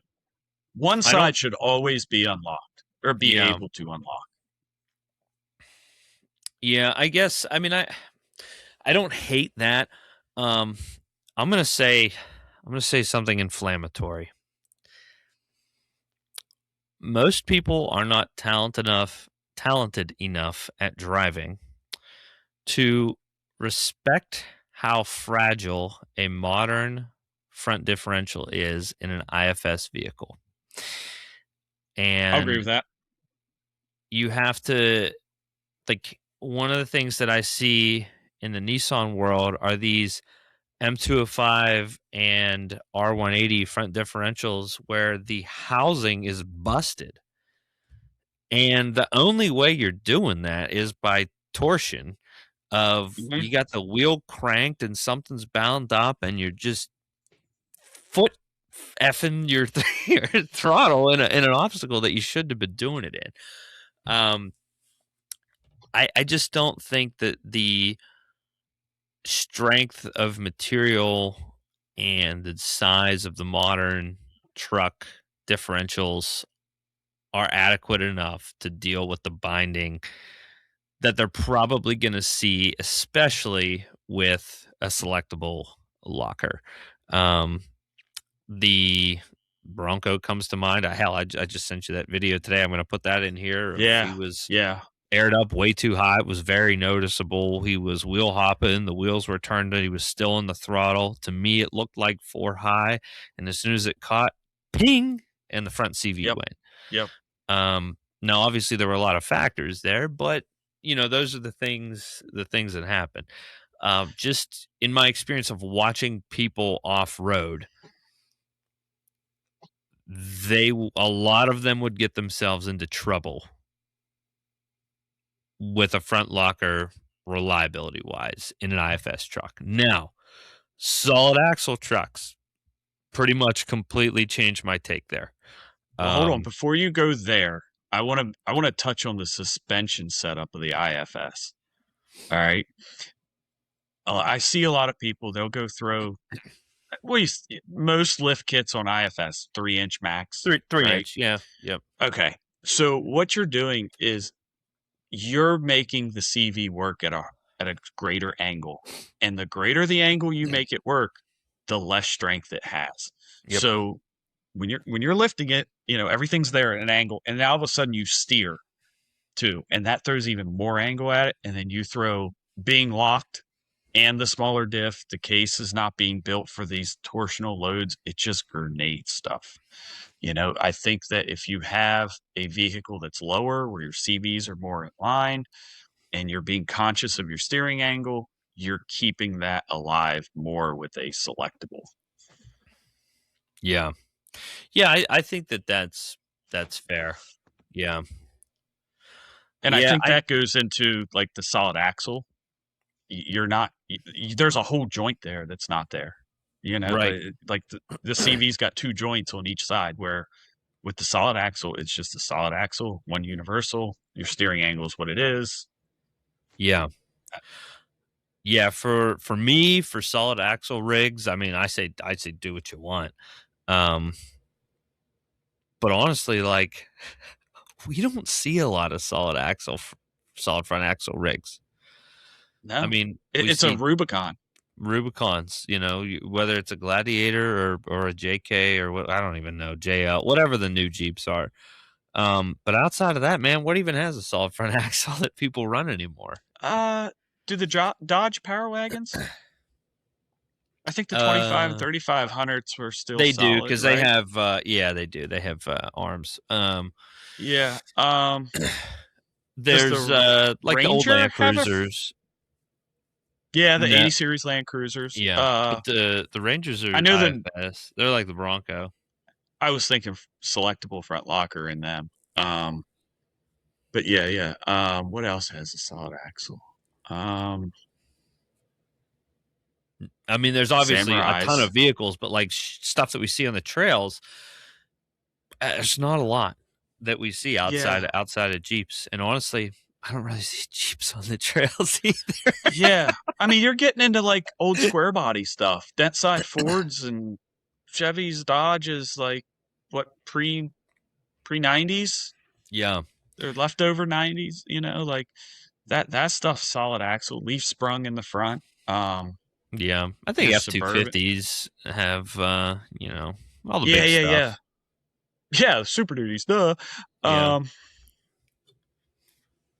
But like you're saying, we don't see them on this coast anyway. No. You see a Rubicon occasionally. Like we don't, that's something weird with this group. We don't see that many Jeeps. The only Jeep, there's 2 Jeeps I know, and that's Jonathan and Mitch. Yeah. And mind you, this is like I mean, we have some pretty active members, and we just don't attract um Jeep folk. And maybe it's because we don't charge to keep the riffraff out. Kyle, we got to mention Kyle. Well, He's a Jeep. yeah, I was trying to think like it's not solid front axle, so Yeah, it's, yeah. But yeah. That particular vehicle actually is a great example of one that would benefit from a locker if that's an option, and it might have one. It's a Trailhawk. It might have a rear locker. I don't know. I think it does. I think he was trying to find a different one for some reason a while back that was a locker or yeah. I imagine platforms like that, like the Pilot, for instance, the first gen Pilot would be an excellent option to an excellent mod if you were going to go that route and wanted to be a lot better off road. Yeah, the one that impressed me was I got behind Aaron in his Subaru on Flagpole, and that thing has some suspension under it for like what is that thing, a Forester or like it's a Outback Wilderness. Outback, yeah.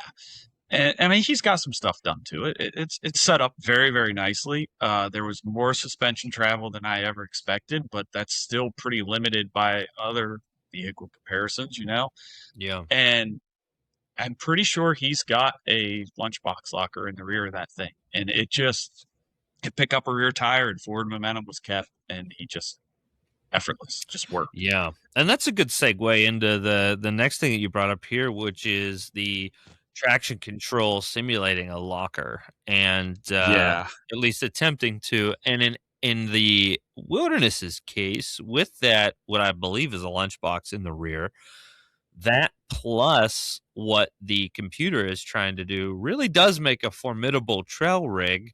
As much as people like to cry about it, and I don't even really like it, I mean, I like it. I would just never wheel a car, but it is impossible to dismiss the fact that that thing can get down and can party and can go over obstacles that you would look at and say not a chance, and it'll walk it. Yeah. So what these systems do, the one that's coming to mind is A-Track with Toyota, and I think they got away from that and they're calling it something else, next generation, whatever it is. Mm-hmm. But they all work the same way. It's an open diff, and like we were talking earlier about using your brake pedal to modulate to be able to lock it up. Now the computer's doing this, and it's doing it per each corner. So it's using wheel speed sensors, seeing a wheel speed up and going, oh yeah, something's wrong here, and then starts using the ABS system to apply brake to that wheel until it locks up, and that forces power to the other side, and it will pull you through. I think this is actually how Toyota's doing it with is it crawl mode, where like you put it down in 4 low, hit the button, and you can get out. The thing will just keep pawing, like if you get it buried in sand. Yeah. And what it's doing is every time a wheel loses traction, it slams on that brake and then goes to the other side until it just moves enough dirt to get it under the wheel and pick itself up. Yeah. Some of the older setups, like you had to get that tire spinning quite a bit in order to get it to do, like it would jab on the brake. It would use that energy, spin it up, and then jab on it and try to use that to go over. And you'll see some of these videos where stuff's like bouncing and then it'll go. And that's what's doing. It's just hitting it a little harder, a little harder, a little harder. I'm glad you brought this up because I forgot to. So the Frontier, my model Frontier actually has, I think they call it ALBS. I have no idea what that stands for, but it's that. Yeah. That's what you described. That actually auto-locking bullshit. Yeah. So with the open diff, it was very violent. And the delay was comical. It would be like right tire, brake, left tire, brake. It was not a quick system. However, add the true track to that equation. And it wasn't until, because basically I get in my truck and I hit dirt and I turn traction control off, right? And that disables it. But, and this was like actually only maybe a year or two ago. I was like, I wonder what happens if I don't turn traction control off. It's not as fun at all. However, it actually does behave in a neat way with the true track. A much more controlled version of the ALBS or whatever that system is called. I like to do it myself, but it does actually work a little bit. So I thought that was kind of interesting. Yeah, and that makes a lot of sense because it's already got some force trying to go to the other side, so it has to work less to be able to get the same force to go to the other side. So Yeah. yeah, that makes sense. I could see that being a really, really good setup for a lot of people, throwing an LSD in, and if you have this one of these what do you mean modes, Yeah. programs, Yeah. options, Systems. We'll call it systems, system. yeah, system. Yeah.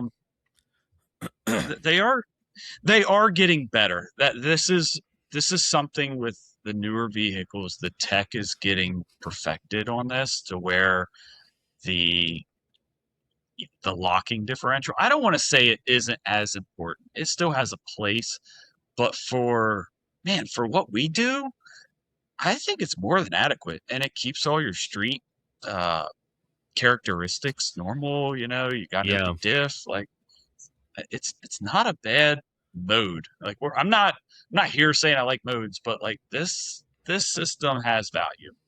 Yeah. Yeah. And like you said, we're not always out there just bashing the trucks. And a lot of guys aren't even at the frequency that we are or at all. So, um, people have wheeled open diffs for 100 years now. It's been a century. So you can absolutely do it. And I don't want people to think like, oh, I'm not a real off roader if I don't have a new Yukon or new Eaton or new ARB locker. Like, did you even try it without that? And odds are you probably didn't. No, as always, if you just like modern stuff and you have the money, send it. Stimulate that economy. Like, it's fun. But please don't think that you just can't go hit that trail because you don't have the right equipment. Now, obviously, don't go trying to run stuff that's way above what your rig is capable of. But almost every public road in the East Coast, you can run in any factory four-wheel drive with good tires. There's obviously a few roads that you can't, but you get the drift. Yep. There's some forestry guy in a F-250 that's beat all to hell. The door caved in. Did the Curtis mod, and they're passing. They're passing all these trails, man. Perfectly stocked. Like dents are the only modification. So Yep. Yeah. Yeah, you don't need a locker. You want Yeah. one. You want one. They're super cool. Like, you want to party? Yeah, they're cool, man. Yeah. But I will be honest with you. Like, when I say it's made me a lazy driver, I really mean it. Like, it's kind of taken all the line picking and like any mistakes I make is kind of like, well, it still went over. It looked cool. Yeah. I don't get that fun rush of like, am I gonna make it now or whatever, and if I pick up a tire, I pick up a tire. Most of the time I don't feel it. Like I know now that it's picking it up, but the first couple of times it did it, I didn't even know. Yeah. It just worked. Well, You definitely don't need it though. We kind of already talked about this, I guess, but one of the things that we did have in here is what are we running? So on the Frontier, I mentioned it. I have a True Track in an M226 differential. Love it. And in the front, I have a Titan. Actually, it's an Armada M205 front diff, so bigger than the factory R180 by a couple millimeter. And that's an open diff. I intend to keep it that way forever. And in the Yukon, it's got the factory G80 on a 14 bolt. I like it. If it ever breaks, I'm going to put a True Track in that too. And I'm going to keep that front diff open as well. So I have a Power Tracks no slip lunchbox locker in the rear. I like it. I would definitely put that in other vehicles going forward. And then it's a Spartan lunchbox locker in the front. And same. I've had zero issues out of it. I'm happy enough with that there's actually the same locker sitting in my Amazon cart for my Dodge front axle. Oh, nice. And yeah, and my theory with that is the Dodge has some sort of limited slip in the back of that. I think it's clutch. Don't know. Haven't opened it. Yeah. I'm just going by what the sticker says on it. If I ever get stuck, that thing has all the weight over the front axle, and I want both tires turning. Like Yeah. I don't wheel that truck. Like if I put it in 4-wheel drive, something bad is happening, and I want all of it to work. Need out now. Yeah, I need out right now. So like, at some point I get all these parts laying down here under the workbench on it, and I get into like really, I don't want to say restoring it, but bringing it back to like good usable spec. That's going to be something I put in. I am a huge fan of lunchbox lockers, and yeah, the internet's right, but they're also very wrong about them. Yeah. So, well, I have to say you did change my mind a little bit about them because I was definitely incorrect in my thought that they would change the driving characteristics of my Frontier in 2-wheel drive. But the fact that they don't, it admittedly does make that a little bit more attractive for me. So we'll see. Maybe I'll sleep on it, and we'll see how bored I am with the truck. Maybe it'll be a mod in the future. Yeah. The one thing we didn't touch on that everybody says with the auto lockers is you hear them ratchet all the time. You hear them click, click, click, click, click. I don't have that. I don't hear it. Yeah, I've actually never heard that on the trails either. Like I've heard differential noises before out of an auto locker, but not this like ratcheting stereotype that seems to be perpetuated online. I've never heard that. Yeah, I think that comes from like the old muscle cars. Like somebody would throw a lunchbox locker or a full carrier auto locker in, like an old Chevelle or something.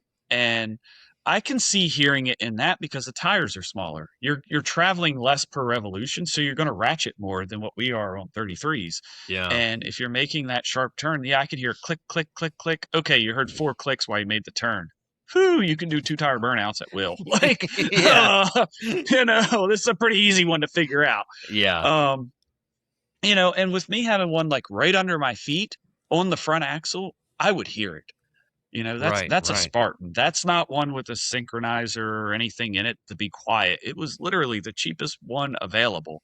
And I think I got on like a Black Friday. Like it should be loud. Yeah. And it's not. Yeah. It's not, That's cool. Well, anything else to add before we get into Q&A? I love this Q&A, by the way. I love this. Yeah, this is the best one. Let's hit that. Why don't you? You actually found this one, so why don't you hit this one? Your lack of pinstripes don't lie, and neither do we.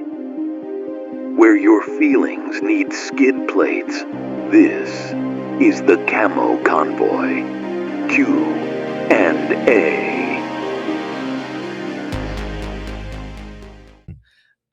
Yeah, let's do this. This is my favorite of. What is this? Our 21st episode? Something like that. Yeah. This is the best one. So hit it. I was I was screwing around on Messenger. I think it was Wednesday, and I saw that. Oh, I can get in the Camo Convoy podcast Messenger. I was like, look at this guy. Who's this? Jonathan Worsdorf goes, "Hey guys, I'm new to Overlanding. Always liked the idea of getting away, but I didn't realize there were groups devoted to it. Recently stumbled upon your podcast and love the content. Was wondering if you do any organized group rides and if it were possible to get involved. Like I said, I'm new to this and I'm not sure where to start. Thanks for the time." This is awesome. This is the best. It brings a tear to my eye. Yes, full circle. Well, first off, I'm glad you like what we're doing because this is awesome. We're enjoying it too. But yeah, man, there are tons of groups out there doing stuff pretty much every weekend. I can rattle off a handful of them. in our area, you search Facebook, you're going to find Yeah. them. I think the better groups are the ones that aren't like make or model specific. They're more Mhm. encompassing of everybody. Like I've been in Toyota Tacoma groups, and it's a lot of like, we're all going to show up with our same vehicles in a brewery parking lot, hang out, and bench race everything. And if that's what you're into, hey, that's great, Yeah. But like, there wasn't a lot of wheeling done. There was a lot of like making sure everything stayed shiny. But then there's also other groups that are like, they go out, and I can tell like the group has been put together by people who don't have a lot of experience, and like they've gone out and bashed some stuff. So you need to be conscious of what group you're into. Jump around. I went through, I don't know, half a dozen or so before I ended up in camo, and was like, yeah, this is my people. This is where I need to be. Uh, yeah, Yeah, it's I think for me, because I was looking for the same thing before I started camo, and I've brought this up before, but the whole pay to play thing was like not what I was looking for. I wanted to make friends that like doing this. I'm very unidirectional when it comes to what I like to do. Like this is a very niche thing. Where do you even go to find folks to drive out into the middle of nowhere with no real destination in the woods, and like everyone is on the same page that like, yeah, if we get lost it's no big deal, and if somebody breaks a leg we'll make sure they don't die, and yeah, it could be cold enough to freeze to death but like we'll probably be fine. That's a tough group to find. you know so it is. and you don't have to be in that, right? And I know we joke about being extreme, but we're not really like that all the time. But to answer your question, at least with regards to camo, um, just hop in the group. We're on Facebook. Almost all of our discussion though has moved to Discord. There's no exclusivity to Discord. You literally just click link and join. The only reason that we're there is because for whatever reason, Facebook took away our community chats. So it can't Which talk is to upsetting. everybody. Yeah, it's terrible. Yeah, and like there are other groups that I see now that still have their chats up. I'm quite upset that we lost ours. Yeah, we had it filtered, sorted. There was a ton of tech information in there, and we lost it. So I got Yeah. pissed and said, "We're going to Discord." And actually, the Discord is super fun. I've mentioned it before, but just pop in and BS. As far as how to come along, if you're interested in that, it's very simple. You just come. And that's really it. There's no charging, there's none of that. Now, people say to me all the time, like, oh, well, Nick, how do you control not having 1,000 people show up? Well, for every 1,000 people that talk about overlanding, about 20 of them actually overland. Of those 20 that actually overland, 10 of them are possibly free the weekend you want to go overland, and of that 10, 5 of them are going to come.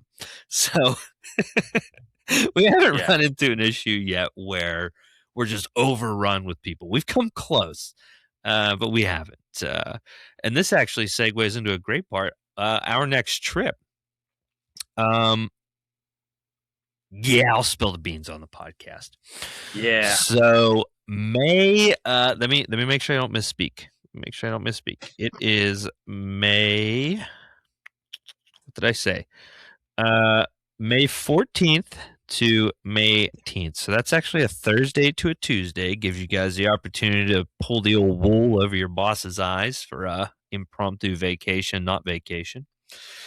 But we are going to go to Michigan, specifically into the Upper Peninsula. And I have some really cool camp experiences that I have kind of picked out for that. Terrain wise, it's going to be pretty relaxed, but we're not going to shy away from some trail driving as well. But we are not going up there to beat the piss out of the trucks. This won't be like a Kentucky thing. We want to make sure everybody drives home because the Upper Peninsula of Michigan is pretty damn far away from everybody.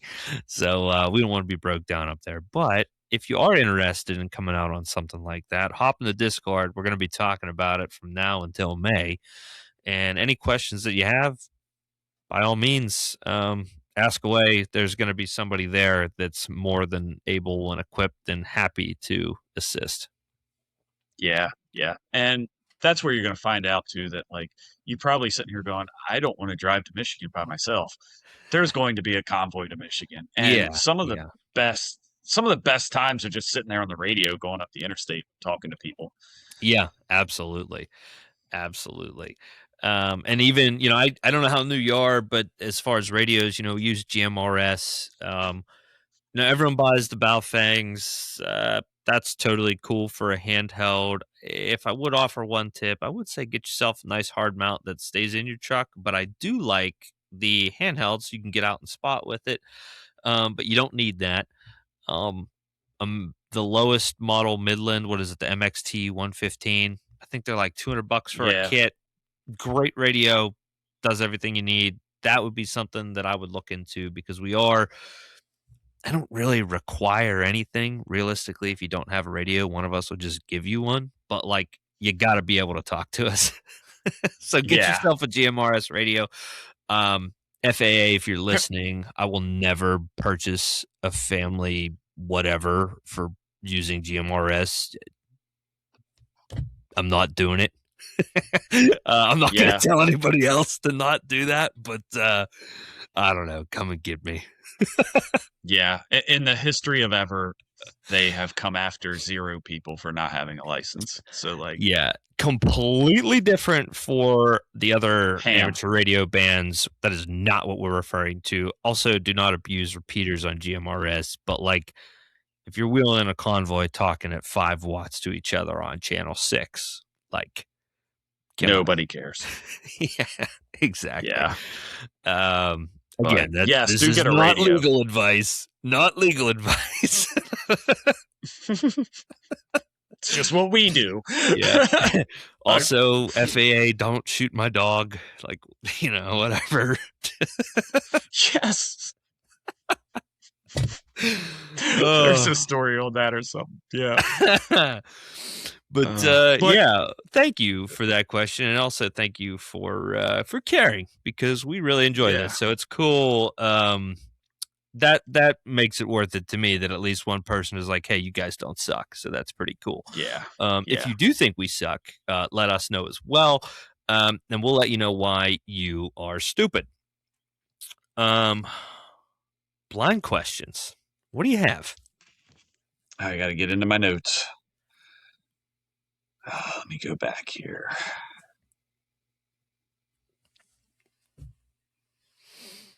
Ooh, this is a good one. You'll like this.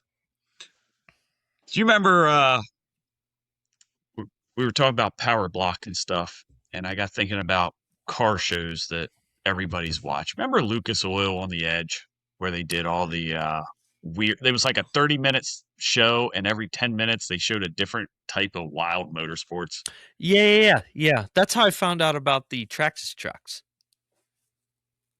Like the RC stuff? No. The Traxxas sponsored those stadium trucks that jump on asphalt 50 feet in the air. Yeah. The Robbie Gordon ones, the stadium super trucks. Yeah. So my question was, what was your favorite variation of motorsports or form or whatever? Like, what was your favorite thing? Like when it came on, you were like, man, I hope they show this. Oh, gosh. Because they did a lot, man. It was like tractor pulls. It was jet boats. It was mud racing in Florida. It was my favorite. And I think actually this is what really grabbed my attention for off-roading initially was anything with desert racing. I thought was just awesome. Yeah. That era lined up at a time. There was a PlayStation 2 game. It was called Smuggler's Run. You quite literally smuggled, I think, heroin or something in vehicles. If you'd ever played it, it was excellent. Now, if you picked it up now, it would look like you're playing on an Atari. but there was heavy focus on these desert prepped off-road vehicles, and you're racing through the desert. I thought that was so cool, and that lined up at the time where when that show was on, the desert racing was being shown, and seeing the Baja and like later into like the Mint 400 stuff, that was like grabbed my attention so much. Even to this day, I see some of those trucks are doing 100 miles an hour on sand, and they're falling out of the sky 50 feet, and it's like they just like a pillow. Yeah. That grabs my attention like no other. Yeah, I like Yeah. that. That brought back some freaking memories. Yeah, yeah. So mine was the Florida mud truck racing, where they would take like a tubular chassis and they would make like the 50-inch skinny wheels, but they had like mud flaps under the front bumper to kind of divert water from coming up. Like the Yeah. intakes were like into the cabin. There was no windshield because when the water came up, you couldn't see. So everybody was just getting soaked. I liked when they'd always go and interview these guys, and it would be the most redneck thing you ever heard, but the car would be in the background, and I'd be sitting there looking, and you'd see like an MSD box buried under like 3 tubes of silicone to keep it dry.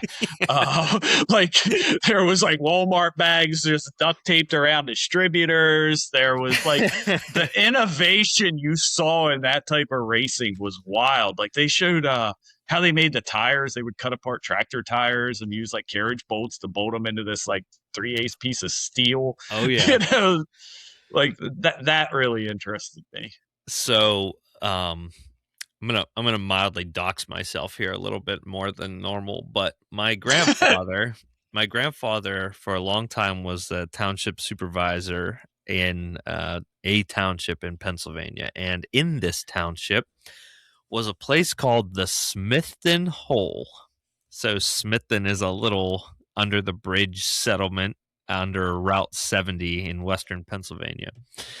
The Smithton Hole was a mud bog, ATV, dirt bike, you name it, facility. And it was right under the bridge on Route 70, which is, main artery through Pennsylvania.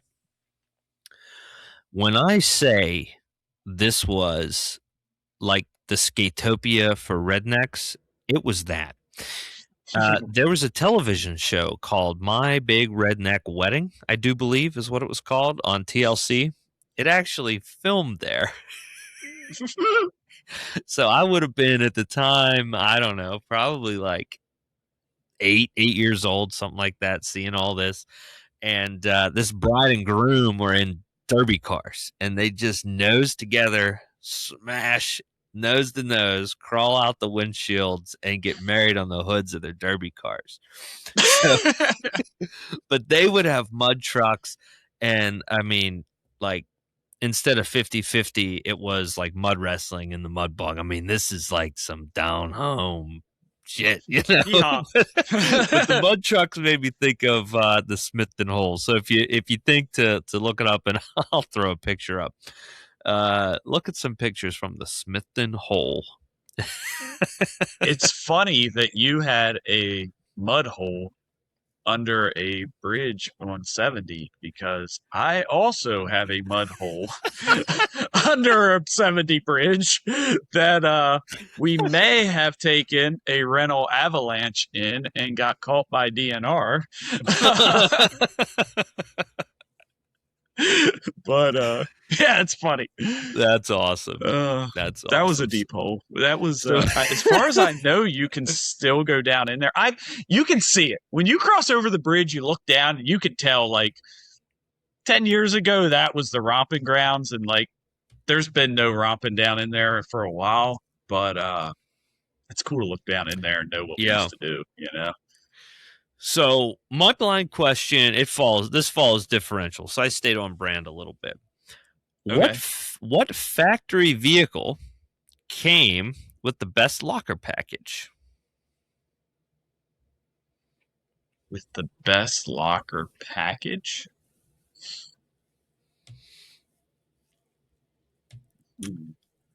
I like the Rubicons because they're selectable and solid axle. I'm going to say an 80 series Land Cruiser because they are solid axle. They are selectable, and you can do all-wheel drive or four-wheel drive with the center diff locker. Ooh, I like that. Did they come factory front? Triple Wow. locked. If you can Yeah. find an 80 series triple locked, Yeah. or the Lexus, what is it, 450 or 470? That's the 470. same. Yeah. Oh, I didn't know that. Whatever That's a that. great choice. Yeah. Yeah. That's cool. Because all-wheel Now, drive is nice to have, but it's also nice. Like you want four-wheel drive, and it's all on a dial too. Like I don't think there's a whole bunch of safeties. Like that was what were those trucks? I think they went out of production '96. They went to the 100 series, maybe. Don't shoot me. I don't know. yeah, But I honestly don't know a lot about their history there, but I know yeah, the 80 is like really. I mean, I think it's probably the pinnacle of an off-road machine. I'm partial to the 70 just based on aesthetics, but like I firmly believe the 80 is a more capable, more durable rig. yeah, I want a 62 in a bad way. Yeah. Yeah. Um, But one that in my head, this is one that doesn't get a lot of love, and I think it deserves it. And that's the ZR2 Colorados. That is a badass setup, and I'm not like a new truck fan really at all, but the ZR2s, it's hard to be dismissive of that setup. The front locker, the front diff is strong from what I can tell. Did they ever fix the rear frame fold in half thing when you have I something don't on the know. hitch? It's funny that you're saying this because I actually took a picture the other day to be like, look at.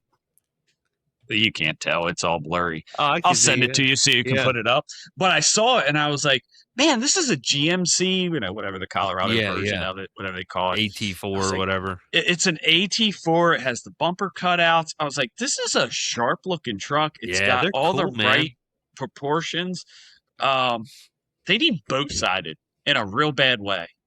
The doors just hang down so far below the frame. That's my only issue with them. But I that's know. every new vehicle, man. Like you're not getting away It's for from the it. But side no. impact ratings. Yep. Yep.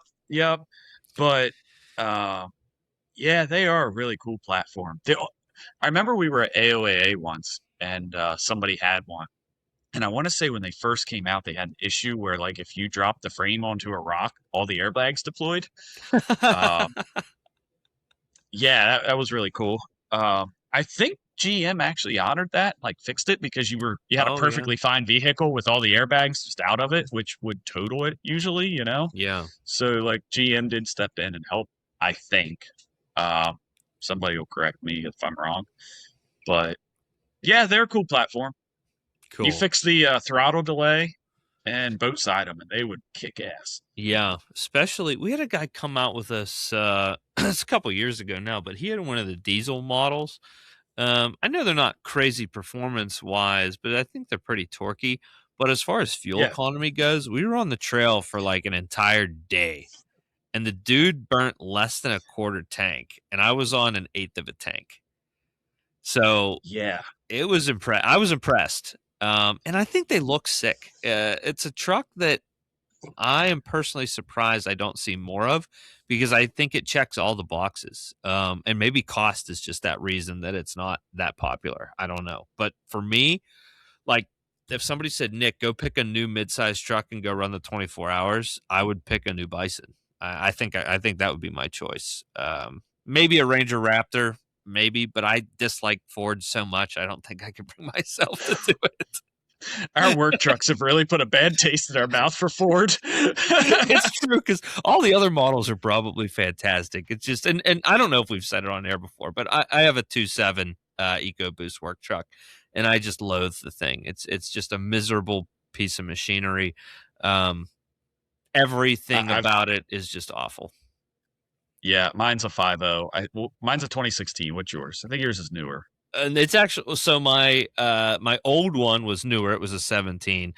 This is a 15. The one that I currently have. So we're in the same generation. Yeah, mine's got the Coyote in it, and we have put a top end on that thing twice. and it's due for its third one, it's rattling like crazy. It's getting ready to go into limp mode. Like I'm carrying a scanner with me because it's knocking and carrying I do all the its same valve thing. I train. don't And trust it to get me where I'm going, where I need to go.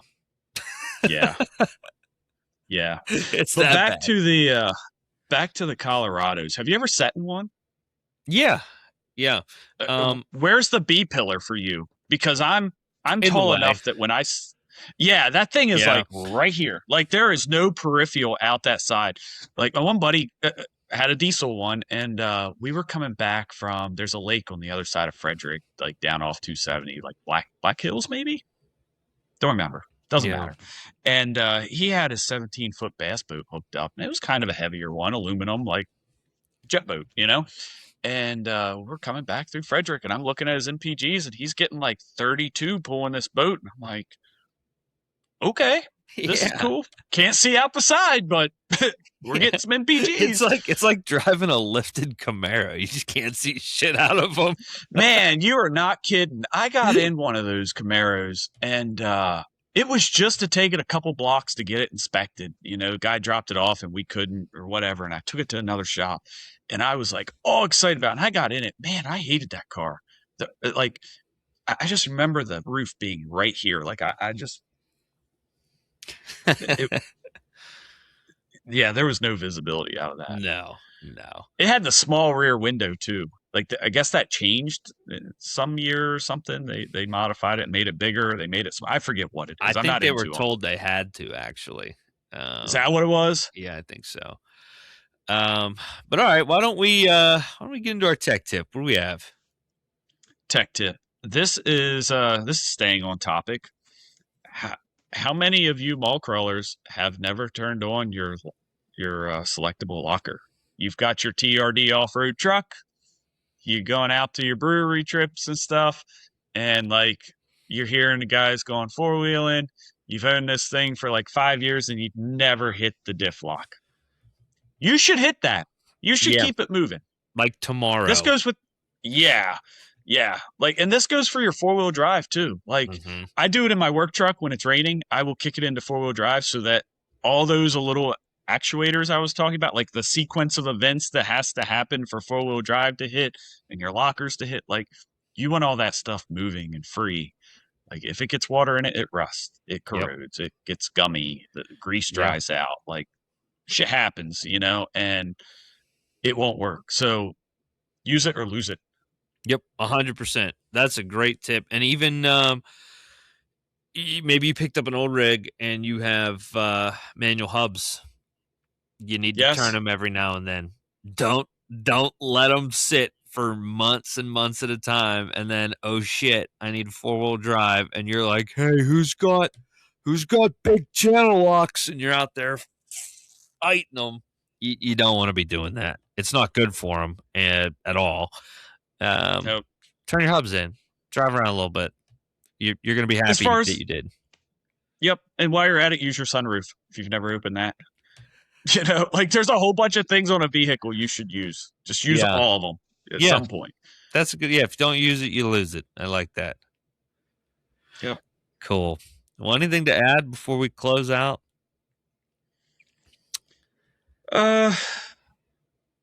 Just minimize your spinning. I think that should be the big thing.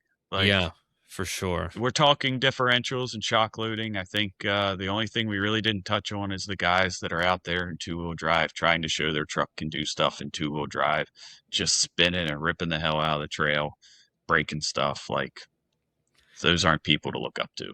Like it's like it's not even really like a flex that you did something in two-wheel drive. I guess unless you like quite literally just walked it, like the truck just drove over it, you know. And at that point, what are you beating your? You know, it's not. I don't think it's a competition unless you got numbers on the side and there's money involved, you know. Yep. So I don't know. When I see guys just ratcheting the shit out of the diffs and flooring it and spinning tire, I don't know. That's not. You're not showing like a cool build off to me. You know, it doesn't, it's not cool. You're showing off poor driving is what you're doing. Yeah. And you're damaging the trail. a lot. Yeah. For me, And- when I see an obstacle and somebody complete an obstacle, I guess this sounds lame, but for me, the slower that somebody does it without changing direction, like the better it is. Like that's cool. When the tires don't even spin and just kind of walk it exactly the where they wanted to go. For me, that's sick. Now, obviously, it's exciting when somebody pops up and they're three wheeling and stuff, but like, you didn't mean to do that. That shit just happened. Yeah, you got lucky. You got lucky. Yeah. Yeah. Don't beat your stuff up. We are on Facebook still, and not just as Camo. The Camo Convoy podcast does have a Facebook. I have been trying to keep it interesting. I accidentally bought a year's worth of CapCut, so I have to make $100 worth of memes. So there's gonna be a lot of memes coming at you. I had to explain to my wife why I said the CCP, the wrong CCP, the Chinese Communist Party, $100. So please laugh at my memes. But as always, guys, thanks so much for listening. And to the listener that hopped on and asked a question about how to get involved, please hit us up. Love to have you. Sound like the kind of person that we want to have around. Till next time, guys, keep the shiny side up, muddy side down. Thank you. See ya.